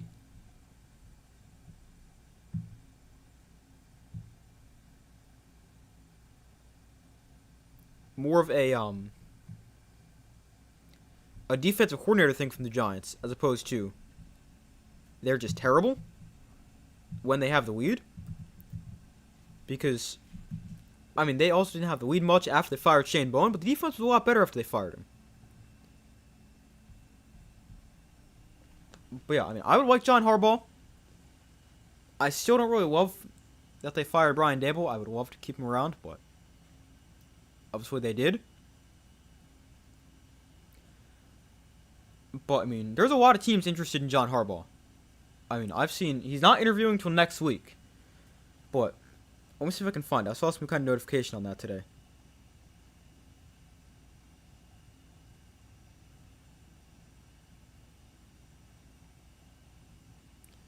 I mean, I know the Dolphins fired Mike McDaniel today, which I didn't really see coming. I thought they would stick with him. But, I mean, if they want to go get John Harbaugh, that makes a lot of sense. Because it also came out that there was 7 teams interested in John Harbaugh, but there was only 6 head coach openings that were not the Ravens at that time. So maybe the Dolphins were the extra team. Although, I mean, there's potentially a few other teams I could see wanting to move on from their coach if they get a chance at John Harbaugh. I don't think we see anybody else do it, but I think of somebody like I just thought of somebody before. Now I don't remember who it was. Not the Bengals, because they like Zach Taylor. But like, I could see somebody else doing that. But, I mean, you got to imagine the Dolphins are going to be interested in John Harbaugh.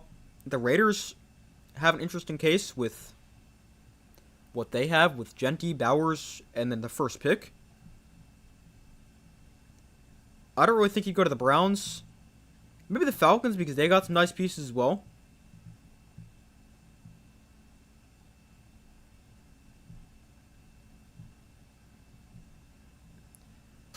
But, I mean, there's a lot of great options out there for John Harbaugh.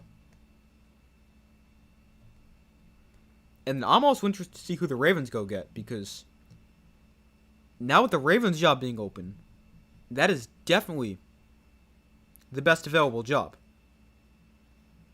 Oh, I know who I saw. I saw a theory that John Harbaugh is waiting to start interviewing next week because he's waiting to see if a team like the Bills potentially fires their coach. If Sean McDermott has another quick playoff exit and they come up short. Which, I mean, I can definitely understand. I mean, if the Bills lose to the Jaguars, that would put them to 0-6 in the playoffs on the road under Sean McDermott. And it's a lot like the Ravens situation. They just can't finish the job. So, I mean, I don't really think going from McDermott to Harbaugh is really a huge upgrade or anything, but just something to keep an eye on there. I've seen the Eagles or Packers thrown out there as well, though. Even if they lose this week, the Eagles just won a Super Bowl. I don't think they end up firing him, and I don't think the Packers would either. Dolphins needed change. Yeah, I agree. I didn't think they should have even brought back McDaniel. I mean, he kind of like helped his case at the end of the year with them winning a few games. They ended the year on a decent note. and Quinn Ewers didn't look terrible, but let me pull up the Dolphins real quick. I was kind of surprised they kept him around after they started, what, like 2-7, 2-8, something like that. But then they went on the 4-game win streak, and they won 5 of their last 8 games. So, I mean, that seemed like it was going to be enough to save his job, but then...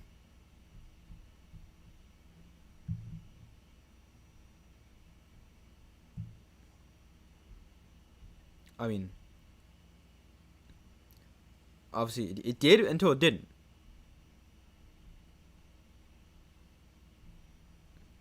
I thought he may choose college for a better chance at success. College has some coaches, or has some great programs, and you have a good coach. Yeah, I mean, I can understand that. I don't really see John Harbaugh as a college coach, though. And with all the timing that's happened, I don't really see where he would really fit in, because, I mean, all the recruiting and the portal stuff is all happening at the portal now, but...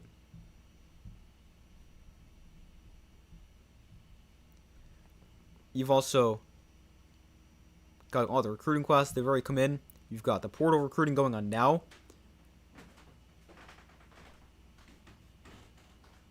So I mean, if you got fired earlier in the year, maybe that was a possibility, but I don't really see that as a possibility now.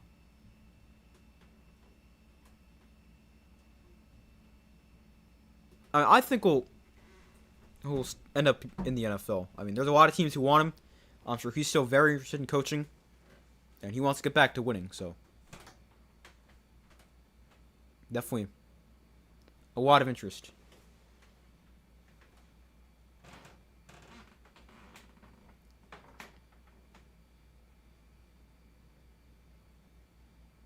Like, if somebody was going to go to college, it would have to be like a Brian Dable type timing, where he got fired, I don't know when, because he was rumored to go to Penn State for a while.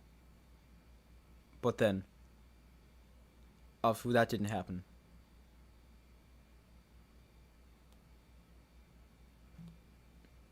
Good points, thank you. But, I mean, yeah, the college calendar is just so weird right now.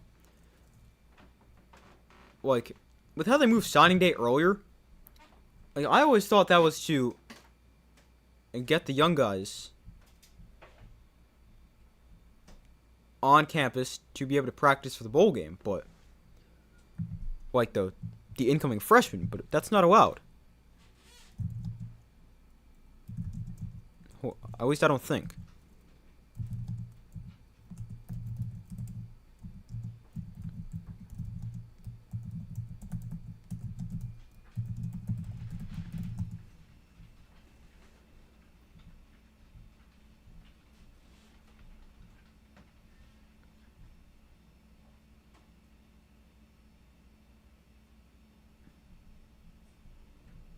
Maybe not. I look it up and it says...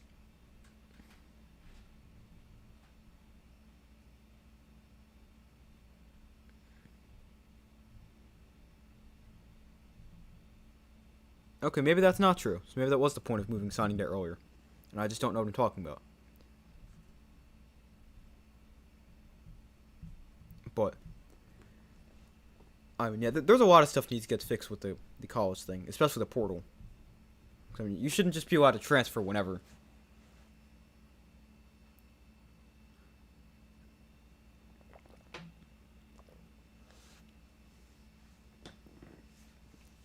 Like, I mean, they fixed part of the timing when it comes to the transfer portal, but it still needs to be after the national championship game. Because you've got the 4 teams now, Miami, Ole Miss, Indiana, Oregon, who are trying to prepare for a semifinal game, and 2 of them a national championship. But then you've also got them trying to recruit and get guys out the portal, which obviously Indiana's doing a great job of right now. But I just feel like that's still messed up timing. Now, obviously, you gotta have it like comparable to like the semester starting. So that's obviously why they do it, but I still don't think it makes a ton of sense.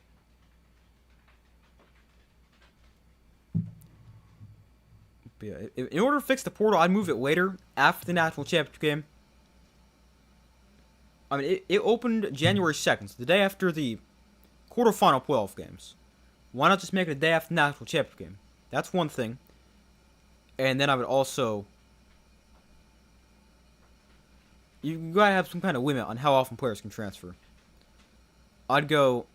I've seen a lot of people throw this idea out on Twitter. Well, you go with one free transfer whenever you want. Whether that's after your freshman year, sophomore year, whatever. It doesn't matter. I mean, you could redshirt your freshman year and then transfer if you're not going to get playing time. But then after that, you have to sit out a year if you want to transfer, unless there's a coaching change. That's really the only exception. Like I would keep that current rule where you can transfer if there's a coaching change.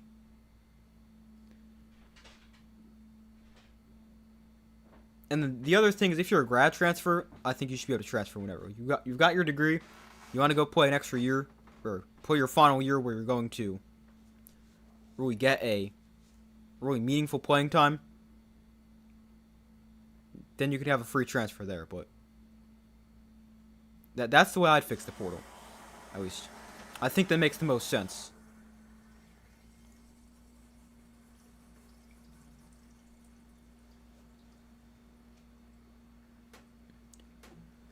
But the second half, set to start here.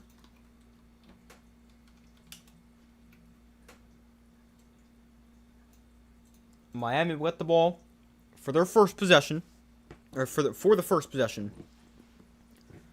of the second half. Wonder if we'll see Kewan Lacey at all in the second half. I mean, I would assume probably not, based on what we've seen after his touchdown run, because I mean, he just did not do a ton. I mean, we didn't see him at all. So you'd imagine the hamstrings bothering him quite a bit. But hopefully he's okay and it's not a serious injury. But it looks like it could keep him out the rest of the game. I mean, Logan Diggs still a good backup, although he's not quite Kewan Lacey. But 17-13, here we are to start the second half. And Ole Miss kicks off, and Miami will get it to open up the third quarter. The kick is a touchback, and will come out to the 25.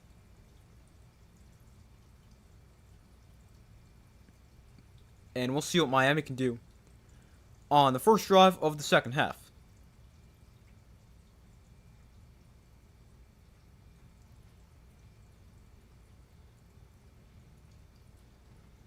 Miami was leading at the half last week, 14-0.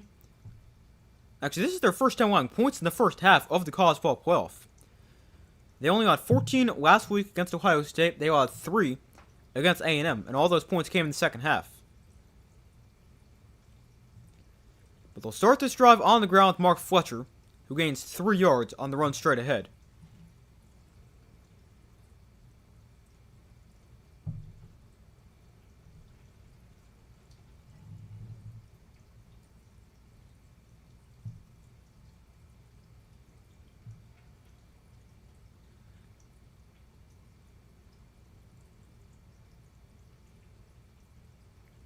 So 2nd and 7.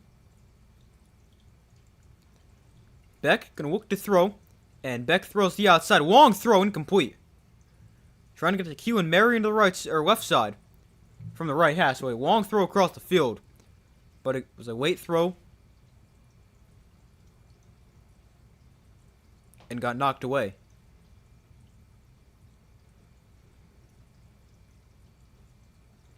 So 3rd and 7. Miami's 5 of 9 on third down. This is a big opportunity for Ole Miss to get a stop and get some early momentum here in the second half.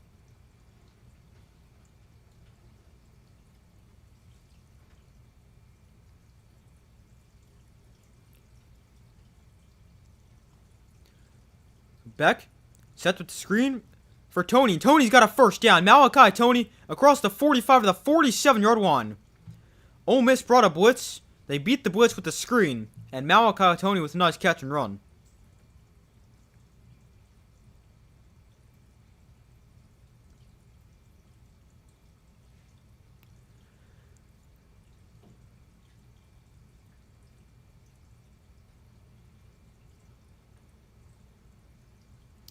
But a simple throw and catch right there. And Tony does the rest. Got 4 catches for 35 yards. Play action here. Beck launches one deep down the field. Receiver behind the defense, and it's incomplete. C.J. Daniels the intended target, but it was incomplete, and it brings up 2nd and 10.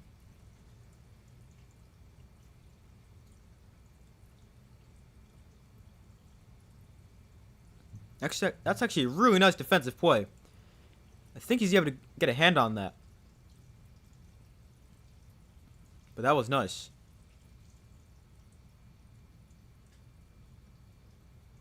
He ends up slightly behind.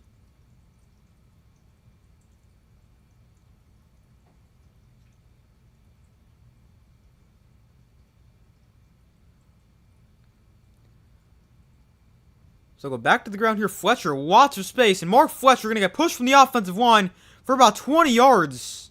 Down to the 35-yard line. Wow. That was an impressive push right there.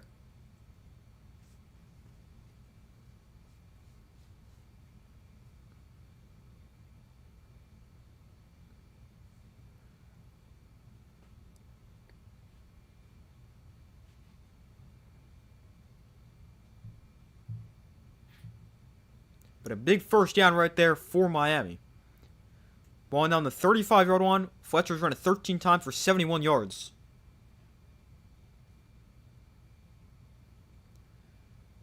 Flea flicker here. Back to Carson Beck. He gets pressured. And Beck just tries to get a throw off. He just threw it away.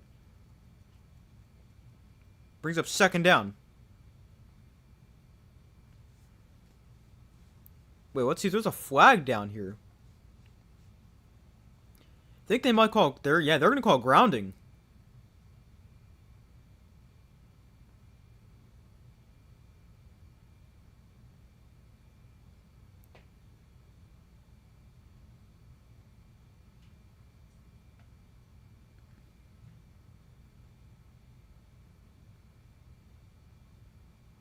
Oh, I've never heard that one before. So once you give the ball up, so because he handed this off, and it was a flea flicker, you can't throw it away. I've never heard that one before.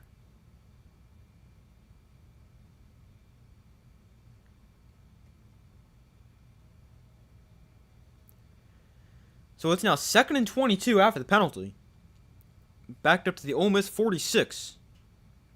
They go back to the ground here. Fletcher, lots of space. Another great run for Fletcher, getting all the way back down. He gets the penalty yards back and a few extra. Gaining about 15 yards, getting to the 33.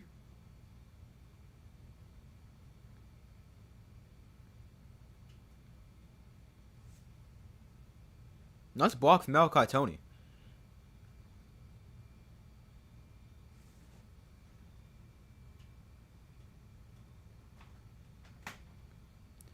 So 3rd and 8 here for Miami. They've been great on 3rd down. They're 6 for 10.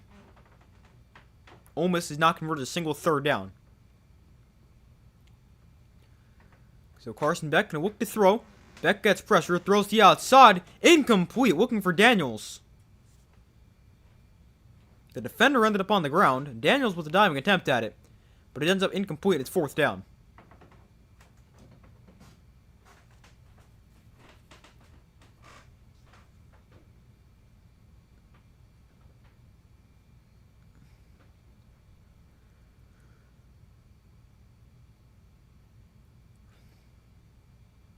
So it's 4th and 8. And will be a pretty long field goal try here for Miami. Carter Davis made from 38. This one from 51. So not an easy one. It's centered on the field, and the kick for Davis no good. Missed it wide right. Had the distance, just not quite the accuracy. And it stays 17-13. So the Ole Miss defense gets a stop to start the second half. They allow them to move the football, but they force him to a long field goal try. Ends up no good, so it's a 4-point game. And Ole Miss gets the ball for their first possession here in the second half. With 12:42 to go. No, that's not right. No, maybe it is. With 12... No, here we go. 11:53 to go. The clock didn't update yet. So 11:53 to go in the third quarter, and Ole Miss gets the ball for their first possession in the second half. Only down by 4. Ole Miss with a definite advantage in field goal kickers. Yeah, that is definitely true. I mean, they've got an elite kicker. I mean, Carter Davis has been decent, but he's also missed some kicks in the playoffs. Obviously, was terrible against Texas A&M. I don't think he missed any last week, and he made his first year, but I'm now a 51-yard miss.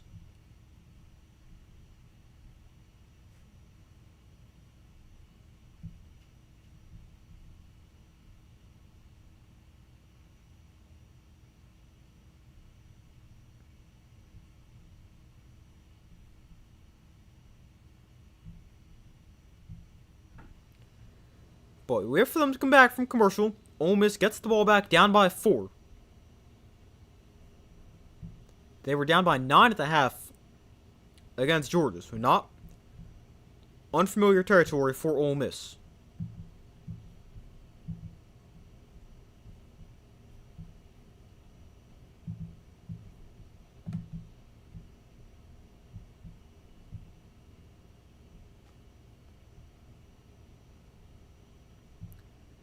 At this point, against Georgia, they're obviously down 9. Let's see. But then they forced a 3 out. So they got to stop on both drives to start the half, and then they turned it over on downs.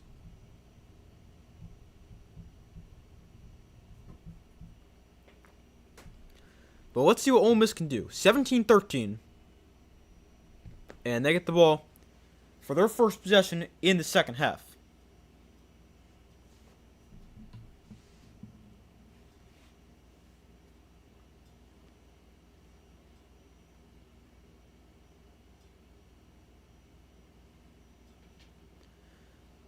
So Kewan Lacey is back in there for Ole Miss. Can try to give it a go and see if he can play. Here's a throw down the field. Oh, what a throw and catch. Great timing. That's an example of quarterback and receiver on the same page. Chambliss finds Dijon dribbling. Wow, what a throw and catch.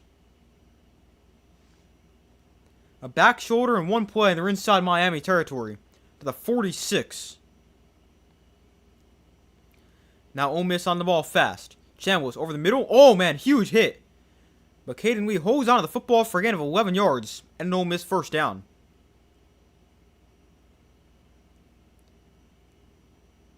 Again, Ole Miss on the ball very quickly.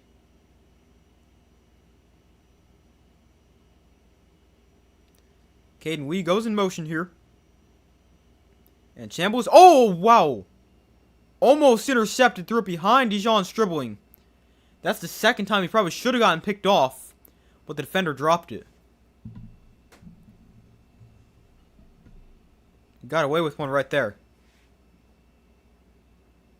That's the second one, where the defender just jumps in front but drops it. Very lucky. So 2nd and 10 from the 34. Chambliss, incomplete, threw it in between 2 different receivers right here. So it's now 3rd and 10.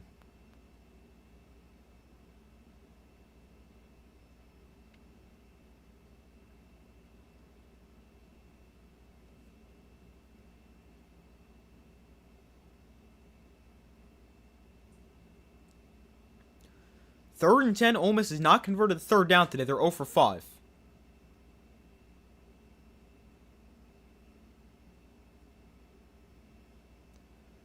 Chambliss can look to throw, has time, throws. That pass is broken up, bobbled, and eventually falls to the ground. Wow. That took about 5 deflections before it ended up incomplete. He tried to get it to Harrison Wallace in a very tight window.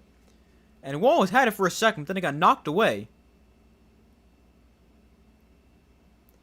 Oh man, that is the 3rd time that Ole Miss is so lucky that did not get picked off. Because that stayed in the air for a long time. Man, they're lucky. But here's another long field goal try. From 52 for Lucas Carnero. Made from 58 before the half. And from 52... Oh, it is off the upright and no good. Just missed it. I thought that one might sneak in there, but it ends up off the upright. And the team's trade missed field goals to start the half.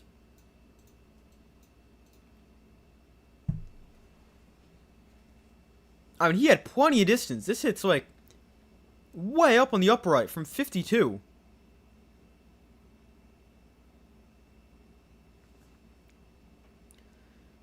But instead it doinks off the inside of the upright and it just misses. I mean, that was off the inside, so I thought that had a chance to still bounce through. I mean, it's kind of rare, but you do see it from time to time. But it ends up incomplete.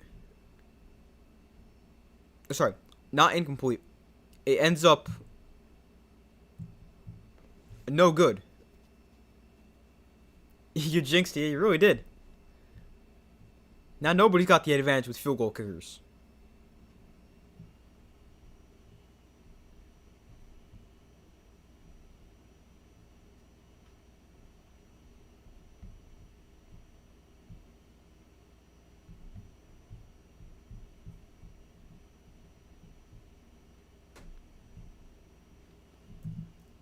But I mean, I still think Ole Miss has the clear advantage to stay. A rare miss right there, but I mean, this guy can hit from all over the place.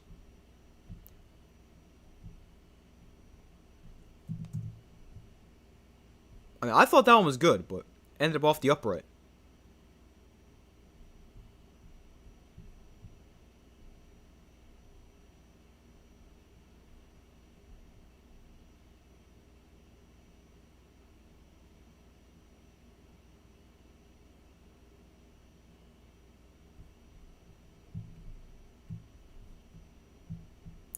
But Miami will get the ball back here. So a 4-point Miami lead.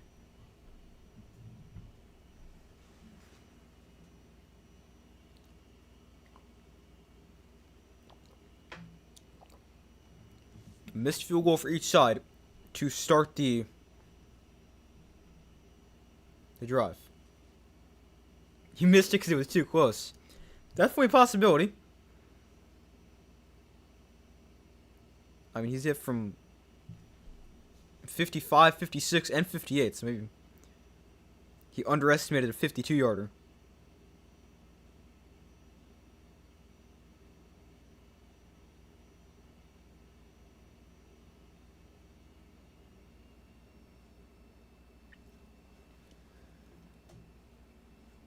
So we're back from commercial here.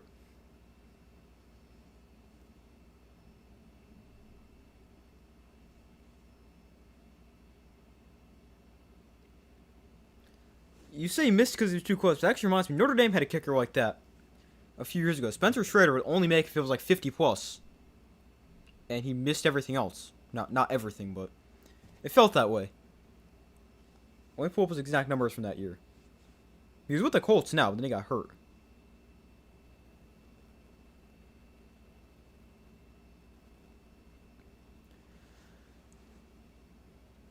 But Miami takes over at their own 34. Beck looks to throw, gets pressured, steps up, and he dives forward for about a yard.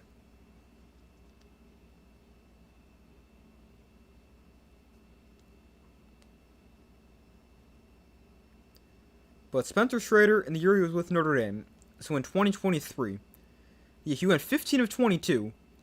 He was 4 for 7 from 50 plus, but he was 8 for 12 from 30 to 50.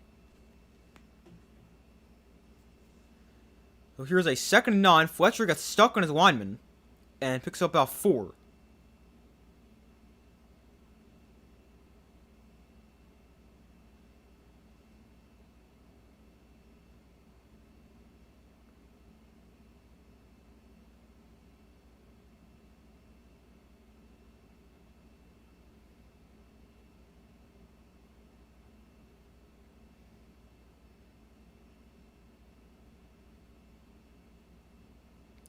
So 3rd and 5 here for Miami.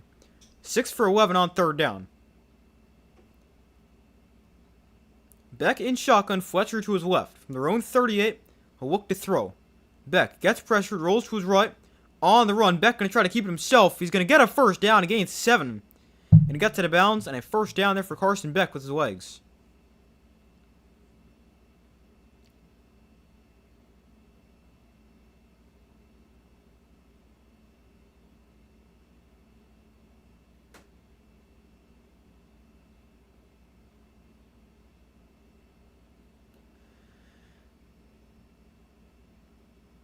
But Carson Beck able to scramble for a first down right there. And puts the ball on their own 47.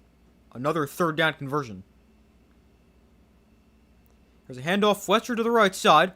And Fletcher out of bounds after getting a 5.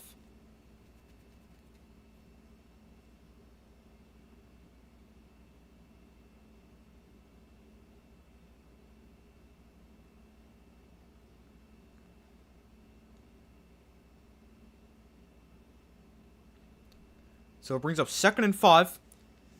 Miami today has run for 113, although on just 3.4 yards a carry.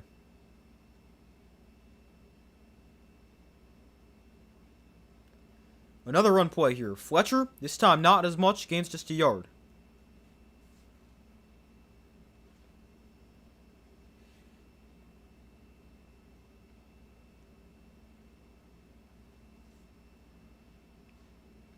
So third down here for Miami, another third down. They've been great on third down today.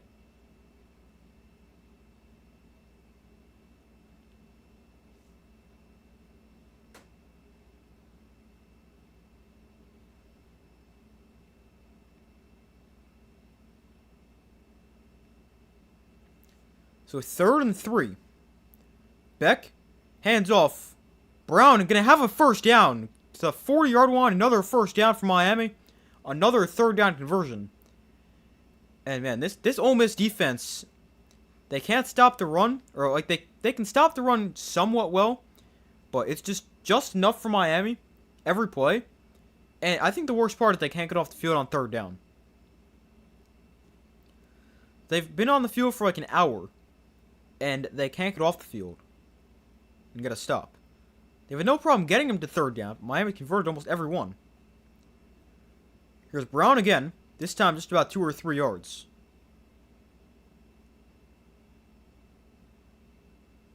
We reach 7 minutes to go in the third quarter.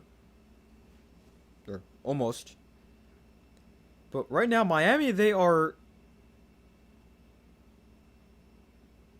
8 for 13 on third down. Ole Miss is 0 for 6. Miami's run game's been impressive. Yeah, they've run the ball pretty well.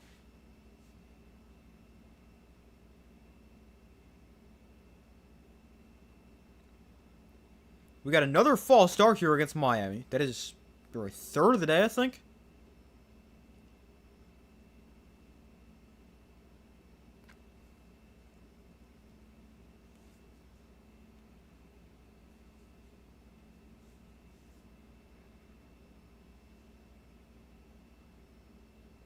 The right guard flinches right here. So 2nd and 13. Beck in shotgun, back to his left. From the 42.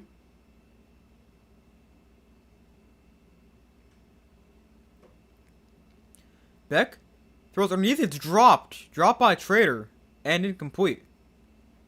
So it brings up 3rd and 13. So now here's a big opportunity for Ole Miss to get off the field defensively. 3rd and long. That's a big part of why Miami's had success. They've been able to keep it 3rd and manageable, like the entire game. But now, a 3rd and long, you've got to find a way to get off the field right here.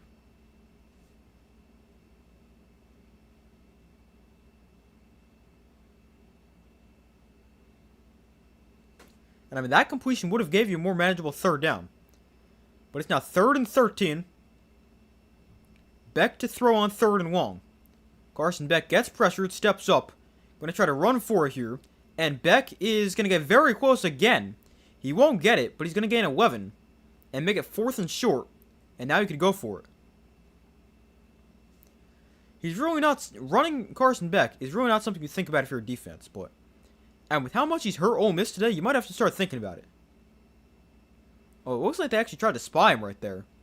But it just didn't quite work.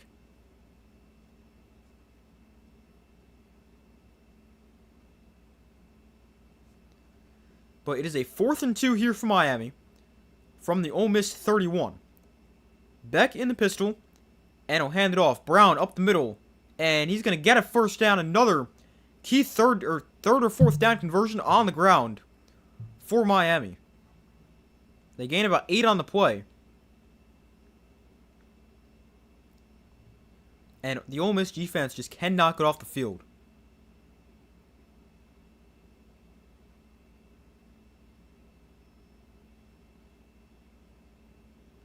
Brown just carries defenders with him right there. And moves the sticks.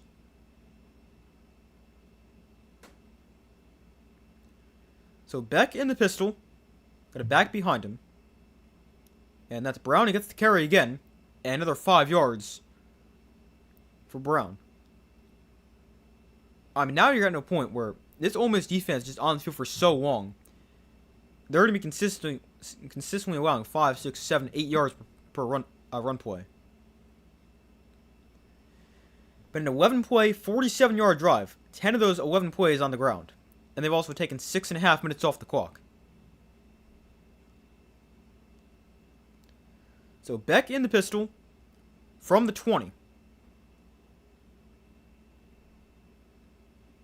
Here's Brown again, and this time not as much space.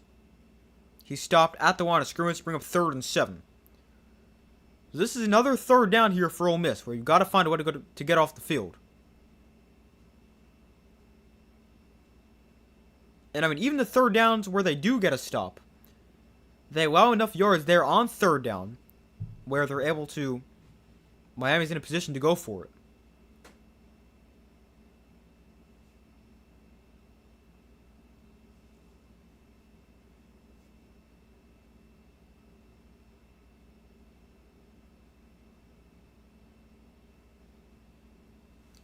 So 3rd and 7.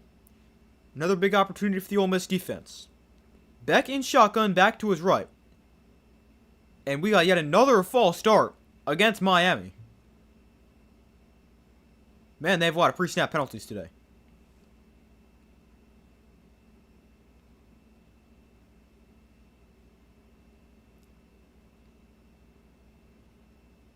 It's the right guard again.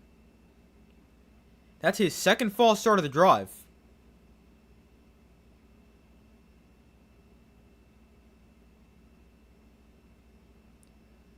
Miami now 7 penalties in the game. 44 yards.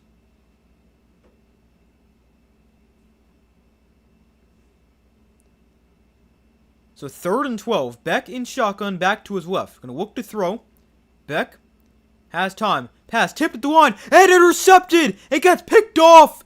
Ole Miss gets the turnover. It's the first turnover of the game. And Ole Miss takes advantage off the deflection. And Beck turns it over. Wow, that's a huge turnover right there. It gets batted up in the air. And it gets picked off by Ole Miss.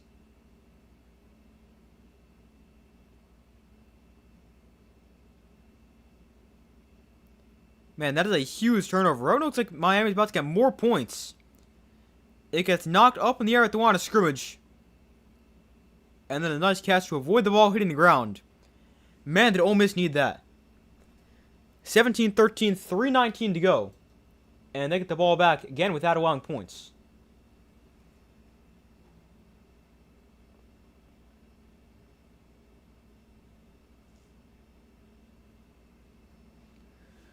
But now if you're Ole Miss, you got a huge opportunity right here. You've held them off the board again. You get the ball back, 3:19 to go. With the way this game's going, you're not going to get very many possessions left. Or you're not going to get very many more possessions. So you've got to get points here. Touchdown will be huge. Put them up by 3. And then hope your defense can get some stops. Now, it's going to be hard because your defense is getting very worn down. They've already been on the field for 33 minutes.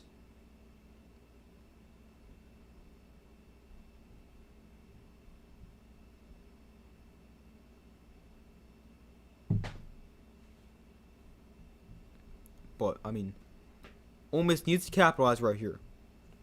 They've had the ball for 8 minutes. Miami's had the ball for 33 minutes and 28 seconds. But I mean, not only do you need to score on this drive if you're Ole Miss, you need to have the ball for a long time. Like, you need one of Miami's drives. Go run 15 plays and take 10 minutes off the clock. This past drive for Miami, the one where they just threw the pick, 13 plays, 42 yards, but they took 7.5 minutes off the clock.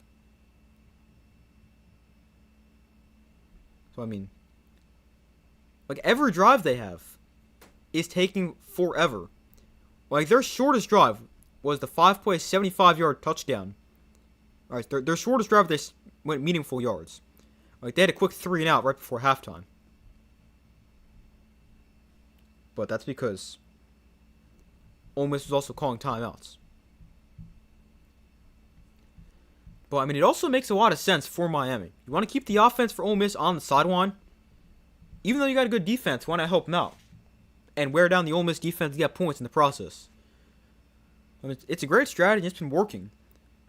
But they're up by 4.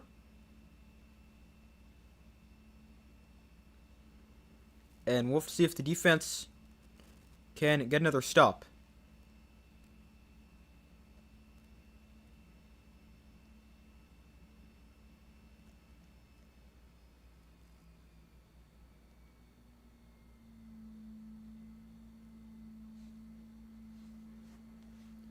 But man, that was a huge turnover forced by the Ole Miss defense. And let's see what they do with it.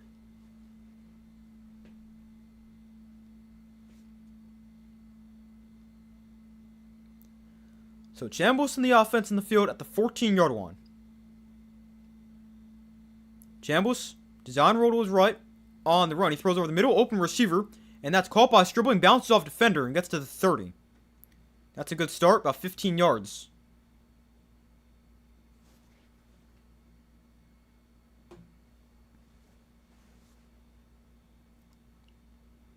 Stribling a really nice game last week.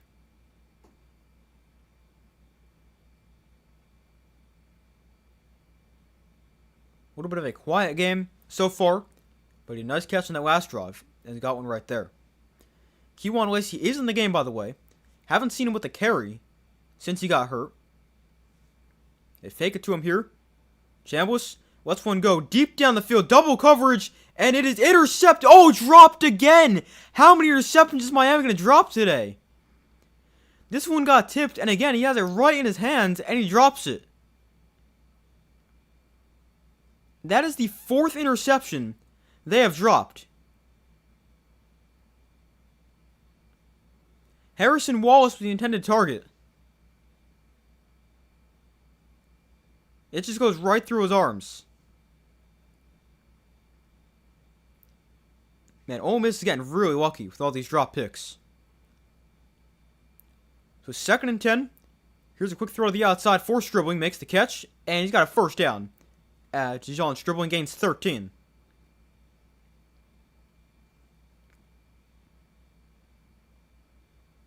That's a nice throw and catch right there.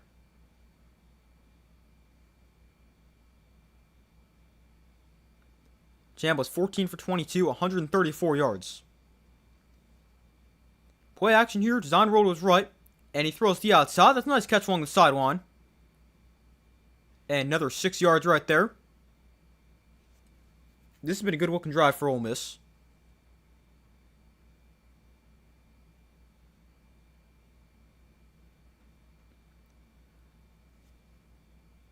So 2nd and 3.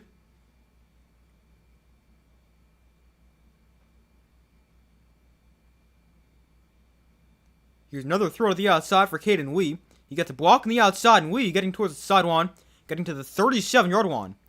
This has been another nice pickup for Ole Miss. This has been their best drive of the day.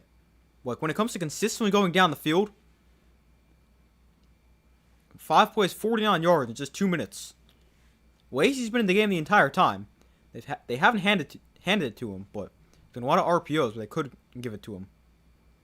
They motion him out wide here, split him out as a receiver. Empty the backfield for Chambliss. Chambliss pressured, throws the outside, incomplete. Looking for Lacey, but he just had to get rid of it with pressure.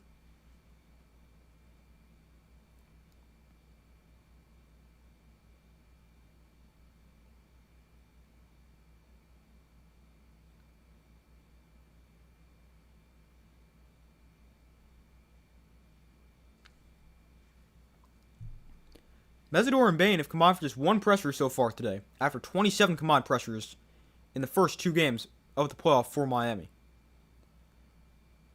Chambliss takes a shot down the field, incomplete. Overthrew him. It's 3rd and 10.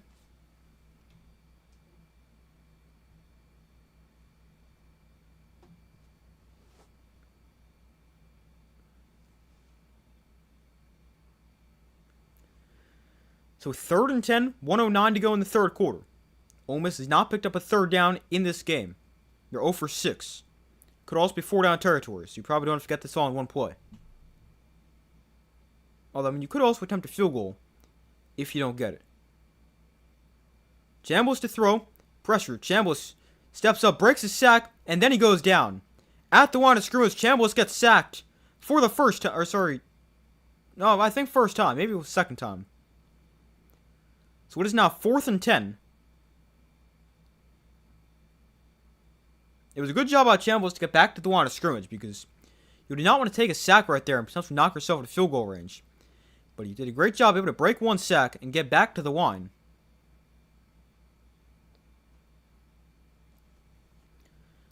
But it'll be a long field goal try here for Carnero. Made 42 and 58, missed from 52. This is from 54, just inside the left hash. And this kick is off the upright again, but this one goes in. That's what I thought was going to happen to the first one. But this one is in. And it's 17-16. Wow. How often do you see that happen? The kicker hit the upright. Back-to-back kicks. But this one goes in.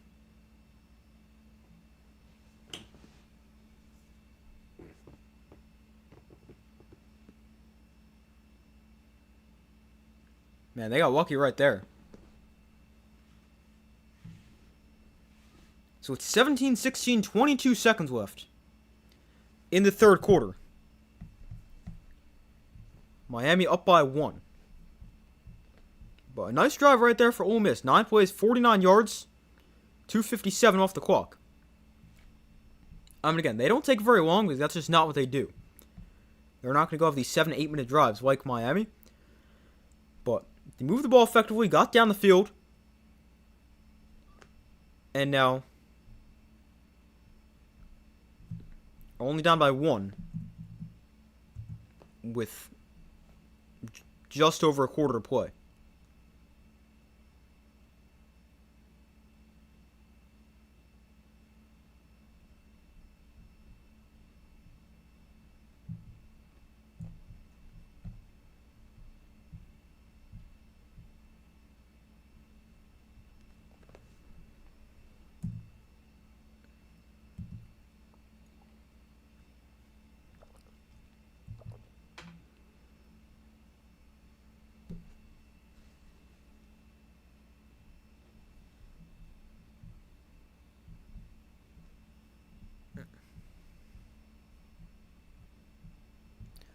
That's the direction Lane Kiffin should have gone. But he's not going to ever win a natty. Ole Miss might, but he won't. That's interesting. Interesting take right there. I definitely understand the decision. He's got a lot more resources at LSU. But I don't know. He had a lot of success at Ole Miss. And they could win that championship this year. Who knows? I don't know. I think he could win a national championship at some point. Being at LSU, I eventually think we'll have a team just so good. He should be able to win one at some point. You never know, but that's just the thinking right here.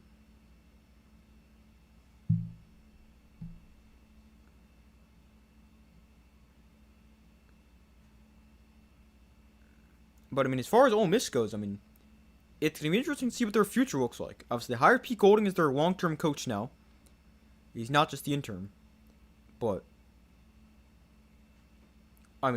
they got Chambliss and Lacey back for next year.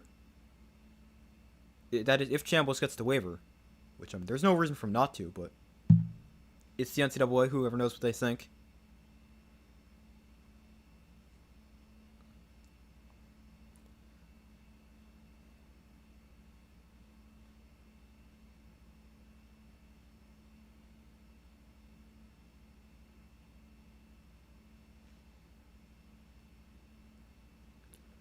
But the kick is away here.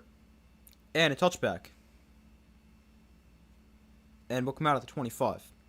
I don't know if I finished that thought. I got sidetracked with Chambliss and the waiver. But I'm interested to see what Ole Miss looks like post Lane Kiffin. I mean, they got Pete Golding.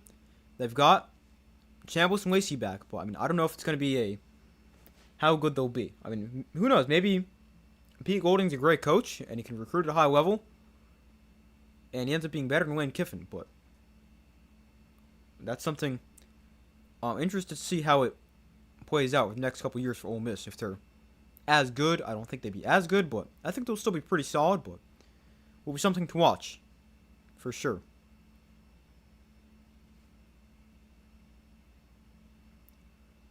So 1st and 10 from the 25. It's a handoff. Fletcher to the right side. Fletcher got a lot of space. Fletcher breaks the tackle and carries the guy for about 15 to 20 yards. And a first down for Miami.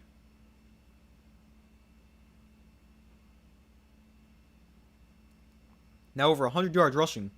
110 for Mark Fletcher. And that'll also take us to the 4th quarter. Much respect to Chambliss for coming back. Yeah, I mean, a lot of people thought he was going to go to LSU. I mean, it made a lot of sense. But, I mean, if he's coming back, it'll be at Ole Miss. So, I mean, yeah, a lot of respect to him for staying there. I mean, they're also probably paying him quite a bit of money to do that, but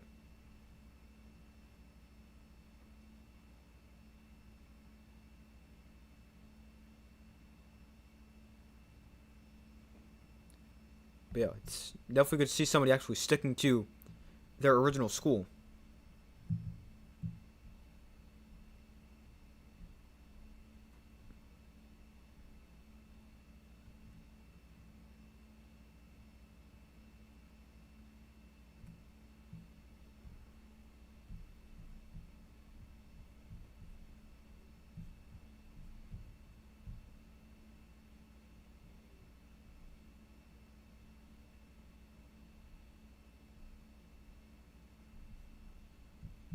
Hold on 1 second.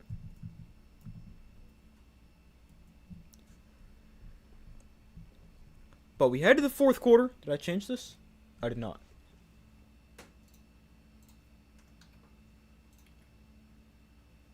We head to the 4th quarter. 17-16. Ole Miss Miami leads. You know, this is the type of game I thought we'd see. I thought it would be lower scoring, which, I mean, it was high scoring in the first half and pretty low scoring so far. But to compare this to the game last week for Ole Miss, when they also obviously won in comeback fashion, they were trailing 24-19 entering the 4th quarter. And then they scored a touchdown to go up 27-24 with 11:30 to go in the 4th.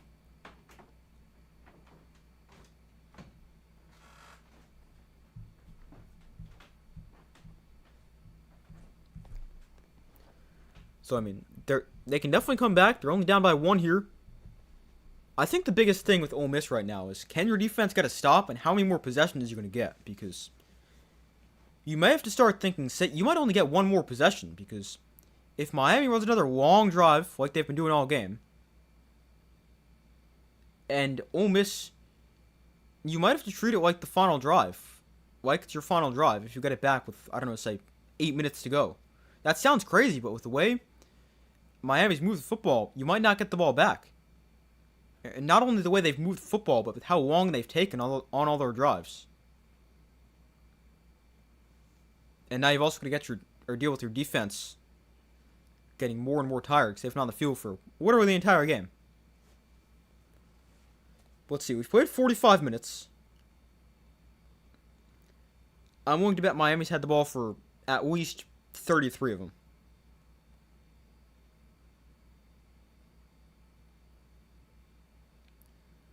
Miami's had the ball for, alright, not quite as one-sided. They've had the ball for 26 minutes. Wait, how do I do math?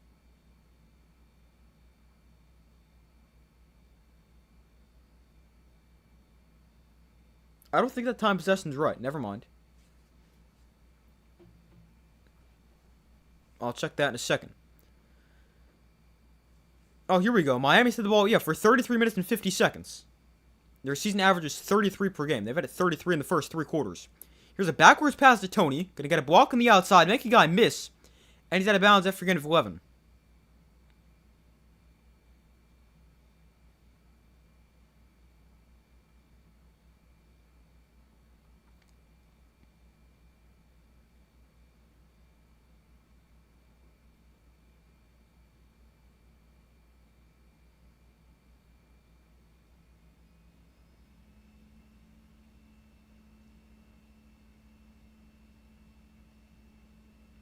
So 1st and 10 here. Winner obviously moves on to the national championship game in Miami. Against either Oregon or Indiana. Here's a handoff to Fletcher, who stopped for a gain of 2.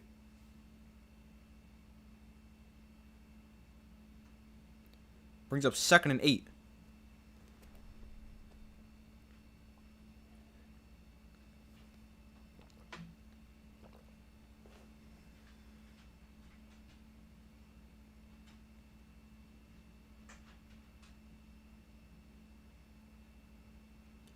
So Beck in shotgun. Fletcher to his right. Look to throw here. Beck gets pressured and sacked. Back at the 44-yard line. Beck goes down and the Ole Miss defense forces a 3rd and long.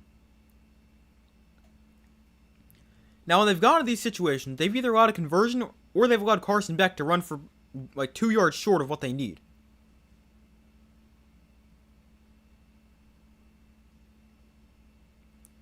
So it's 3rd and 16. But if you're Ole Miss right here, this is a huge opportunity. You got to find a way to get off the field, and you got to find a way to keep them short so they can't go for it on 4th down. And also hold them out of field goal range. Although, never mind. They're not going to attempt the field goal. They'll just go for it. Because the 1st down's at the 38. So if they get close enough, it'll be 4th and manageable. They can go for it. Beck pressured and sacked again. Back at the 42. A loss of 3. And Beck goes down. Back-to-back sacks for the Ole Miss defense. And they'll get the ball back to the offense. That is what the the Ole Miss defense needs. Why do I keep confusing these two teams? Like, I know who I'm trying to talk about, but I just say the wrong name.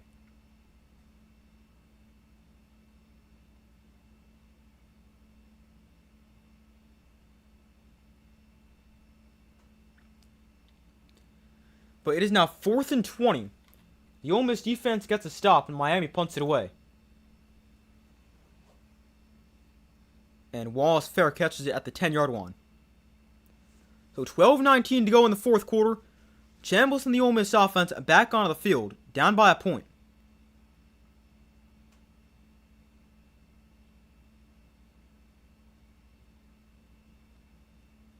Beck choking, man. Yeah, maybe. I mean, back-to-back sacks is definitely not great. Although the first sack, he didn't really have much of a chance. He got pressured so quickly.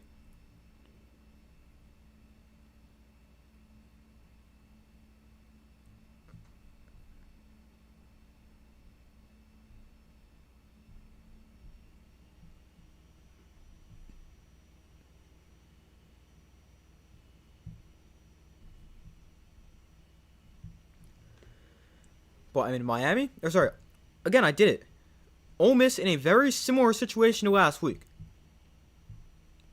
They outscored Georgia 20-10 in the 4th quarter. I doubt we'll see that many points scored in the 4th quarter today, but definitely a possibility.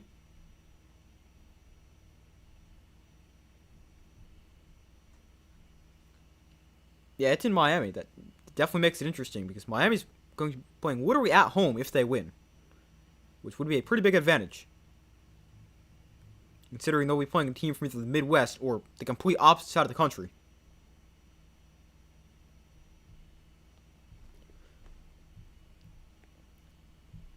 But let's see. Ole Miss, they got the ball at the very end of the 3rd quarter, and then they went on a 4-minute drive and scored a touchdown to take the lead against Georgia.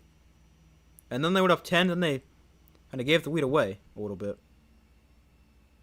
Now Georgia tied up, and then they kicked the game-winning field goal. But it's still a very doable situation right here for Ole Miss. 'Cause, I mean, they got the ball back, 12 minutes left. That's about where they scored last week. I mean, it's not even like we're talking about they've got to get this first score because they're down 30. They're down by 1 point, and last week they were down 5.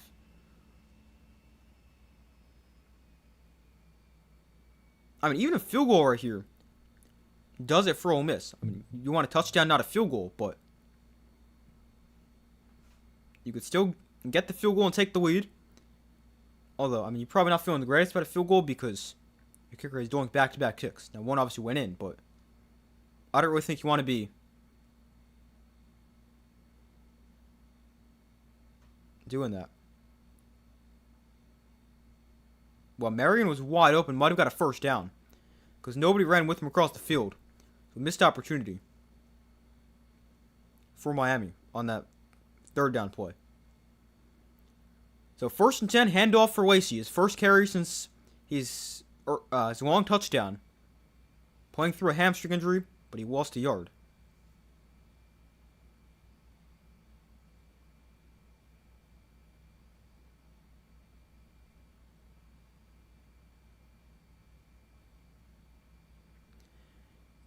That run play snapped a streak of 20 straight pass plays for Ole Miss. Chambliss to throw, back to the air, and he finds Stribling for a gain of 8 and close to a first down.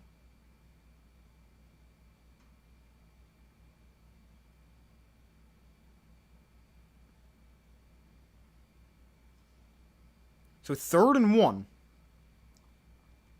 Chambliss in shotgun, Lacey to his right. Ole Miss has not converted the third down. They're 0 for 7. This is 3rd and 1. They're going to hand it off. Lacey. Oh, the second effort, he gets it. Wow. I thought he got stuffed, and he did, but the second effort from Kewan Lacey has a first down. Man, how about that? To spin away from that and get a first down, that is huge. Chambliss to throw. Downfield, it is a great catch by Wright. Wow, I mean, that is a great catch because if that's a little bit too high, and if he doesn't make that play, that's picked. Although, knowing Miami today, they probably dropped that. But yeah, the defender's right in position to pick that off if Daquan Wright doesn't make that catch. Really nice catch.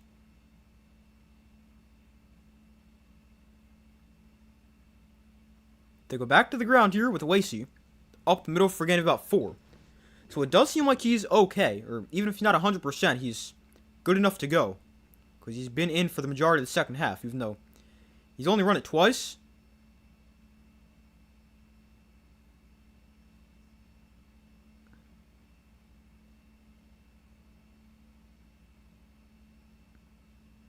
They go back to here. Lacey has space, getting to the outside and gains 7.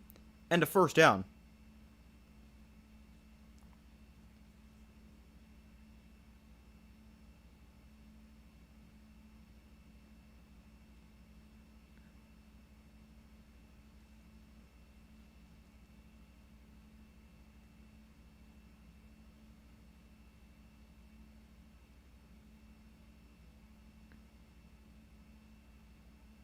Now Lacey goes off to the sideline. Empty backfield here for Chambliss from the 49. He'll hand it off on the sweep to Wright. And he'll gain about a yard. No, that's Watkins. I confused the two. I knew it was W, but wrong W. That was Winston Watkins with the carry right there. So 2nd and 9, 9:20 to go in the 4th quarter. 7 plays, 43 yards so far for Ole Miss. Chambliss in shotgun. Diggs is the back to his left. They fake it to him, and Chambliss gets pressured. Rolling left, on the run. Chambliss throws the flat. Oh, wow. Incomplete. I thought he caught that. That would have been a great catch. But it ends up incomplete.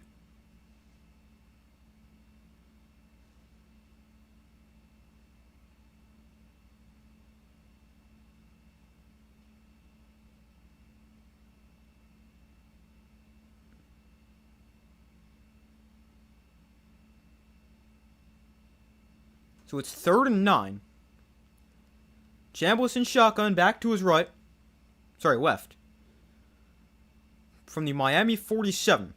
Miami brings a blitz. Chambliss gets pressured. Hit as he throws over the middle, an accurate throw to Caden Lee. Well, what a throw by Chambliss. Hit as he throws, delivers an accurate pass to Caden Lee for a first down. And a flag is down as well. Wonder if this could be roughing the passer.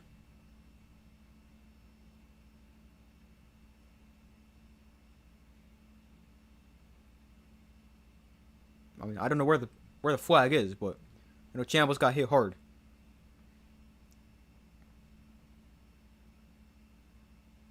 Oh no, it's targeting.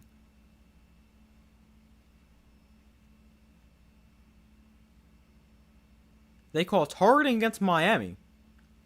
They call it against number 6, that's Lucas. I'm not really sure who that is, but this guy who makes the tackle on the play.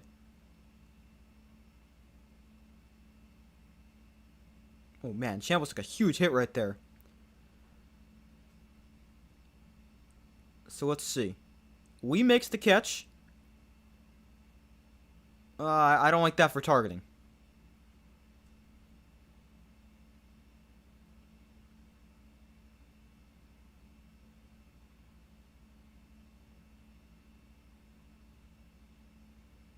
I mean, it's a hit to the head or neck area, but I don't like that for targeting.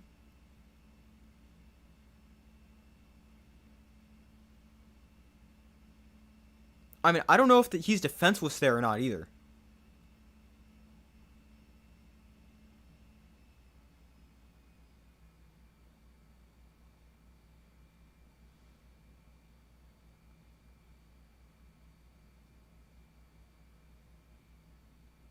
I mean, they call targeting on the field. We've ever seen one targeting and taken off from replay.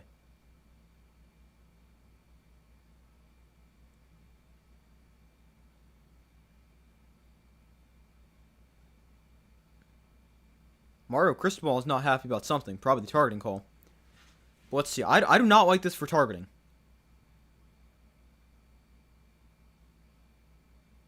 And the call is upheld. Wow. I do not like that call.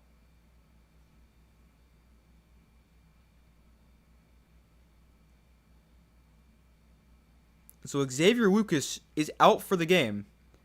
And potentially the first half of a national championship game. But I mean, I do not like that call. I mean, if the first play earlier in the game is not targeting, how is that targeting? I mean, neither should be, but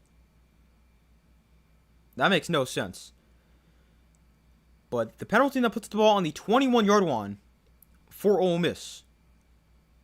Chambliss in shotgun, Lacey to his left, and Lacey gets the carry up the middle, and Kewan Lacey picks up about 4.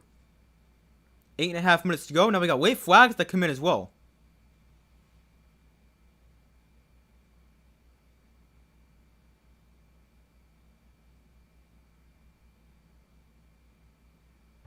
So after the play, we got a personal foul against Miami. That is their 9th penalty. They've just been very undisciplined today. I mean, half of them having pre-snap penalties, so just avoidable mistakes, and this is another one. There's no need for an after-the-play penalty where he just comes diving in when he's clearly on the ground already. I mean, there's just no need for that. So that's the 9th Miami penalty after 0 last week. It is now 1st and goal from the 8-yard line. Chambliss in shotgun, Lacey to his right.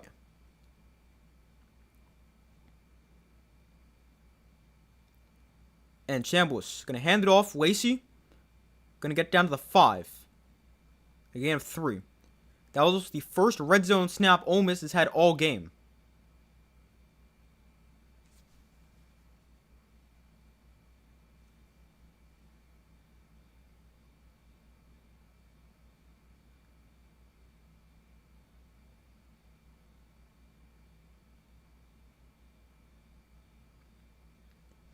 So after the targeting call, Miami's also got some kind of safety injured on the back end. So they have a true freshman in there. And they've also got some injuries at corner on the outside.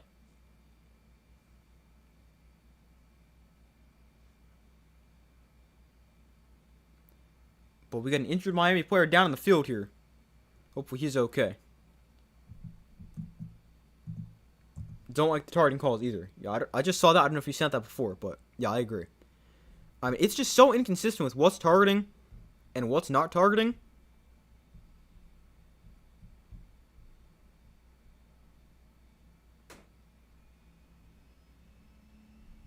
And I mean, half the penalties for targeting don't even make sense. Like, I mean, yeah, I understand the point of it. But it's just so unnecessary. Like, it is football. Like, hits to the head are going to happen.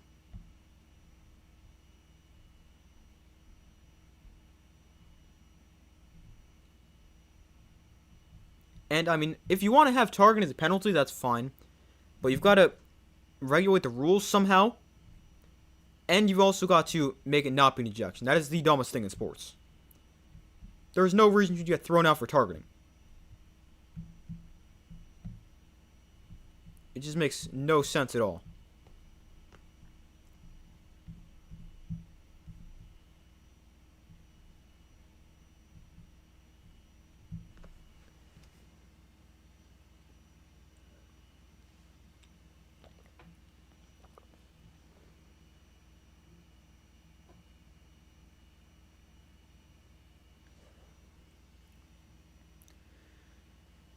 But we wait for them to come back from commercial. Ole Miss with the ball, 2nd and goal from the 5-yard line.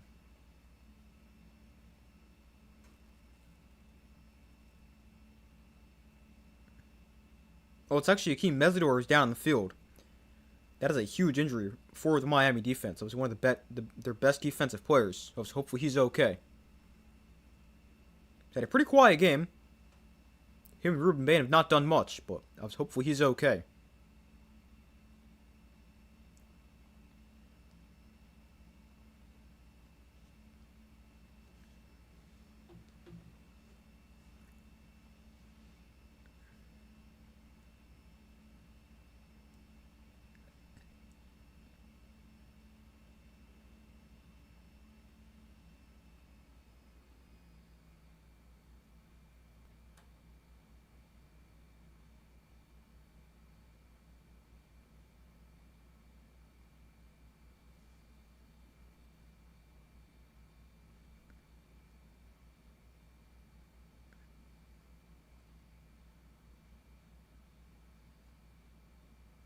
So it looks like they were working at his elbow.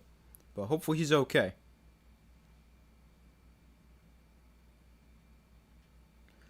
So 2nd and goal from the 5.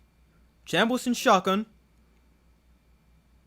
Or that was actually not Chambliss. Now they shift him into the shotgun. And Chambliss keeps us in the option, trying to turn the corner. Gets a block on the outside, and he's out of bounds pretty much at the line of scrimmage. Just ran out of room. So it brings up 3rd and goal.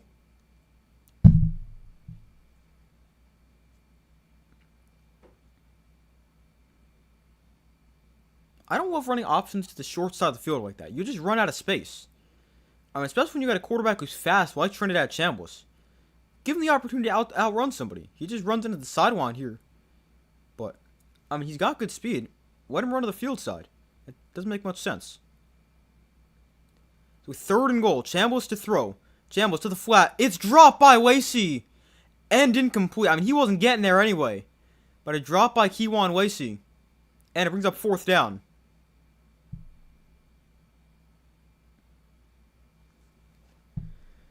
So it brings up a field goal try for Ole Miss. Carnero to give them the lead. I mean, he should hit this considering he's made from insanely long distances over the last couple weeks. But this from 22 to give him the lead with 7 minutes to go. And the kick right down the middle. So 19-17, Ole Miss takes the lead. They lead for the first time in a while. Exactly 7 minutes to go. And Ole Miss up by 2. Eli Manning's there. Didn't even know that. There's actually 2 Giants quarterbacks at the game. Obviously, Eli Manning retired, but I saw Jackson Dart was at the game as well.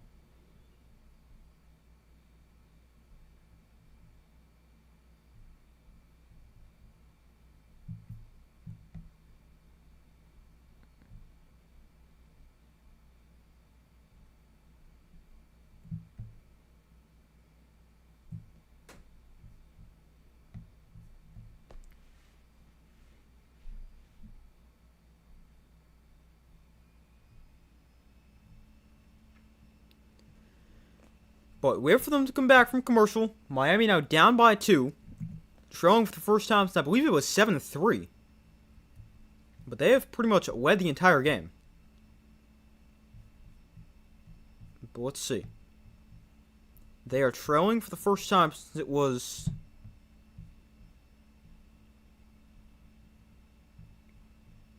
Yeah, 7-3. Then Miami took the lead 10-7. We were tied at 10. And then since then it's been 17-10, 17-13, 17-16. And now 19-17.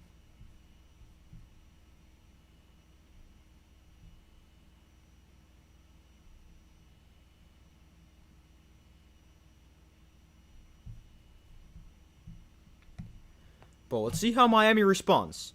They have not scored in the second half. The Ole Miss defense has allowed them to move the football, but they've gotten some stops. They've forced a missed field goal. They forced a turnover.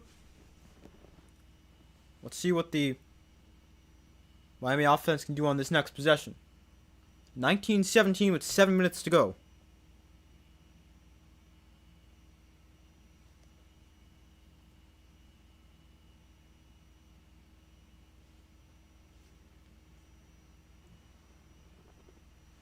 We have not seen more than 3 points scored in a quarter, except for the second quarter. But we saw Miami with 3 in the first, 14-13 in the second, and then 3-0 Ole Miss in the third quarter, and so far 3-0 Ole Miss in the fourth. But that drive for Ole Miss, 14 plays, 86 yards. Took about 5 minutes off the clock. Their longest of the day by a lot. But the winner of this game faces the winner of the Peach Bowl tomorrow night. I'll be streaming that game as well. Between Oregon and Indiana. And the championship game in Miami. So Miami would have a pretty big advantage if they can get there.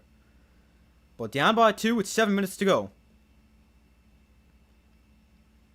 They put up Miami's first time trailing in the College Ball Playoff, but it's not even their first time trailing in the game. So that is clearly not true. But it's their first time trailing in the second half, that's for sure. But play action here, Beck to start. Going to go deep down the field right away.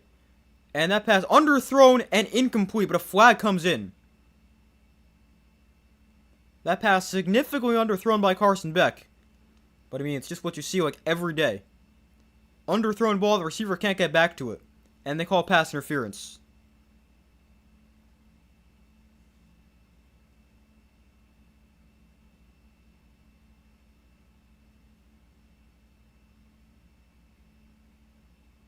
They try to get it to Marion, who had the huge touchdown earlier. I mean, he still almost catches this. But I mean, at the very least, you only give him 15 as opposed to 50 right there, taking a huge shot downfield. Beck throws the outside, caught by C.J. Daniels, and Daniels with blockers gains 8 on the screen.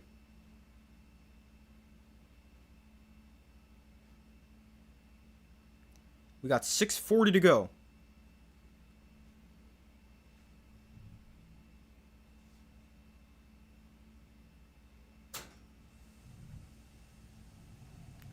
So 2nd and 2. Handoff. Fletcher bounces outside. Turns the corner. Fletcher inside the 40. Stiff arms guy. And he steps out at the 36. Another good run from Mark Fletcher. And a first down for Miami.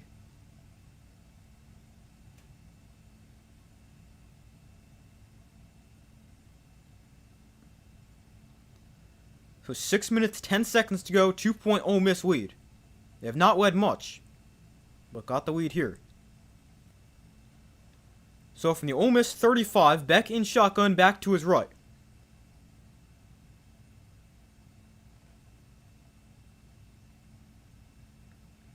Fletcher slips here.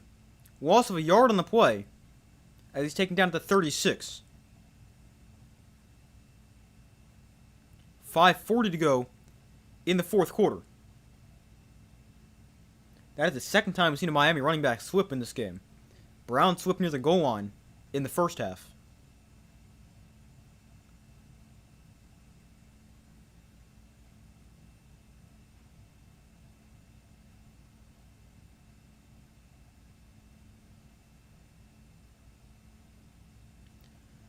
So 2nd and 11, Beck in shotgun.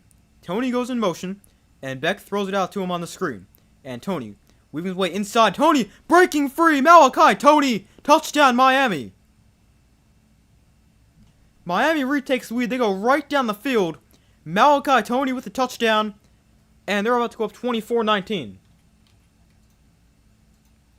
What a response for Miami. A 36-yard catch and run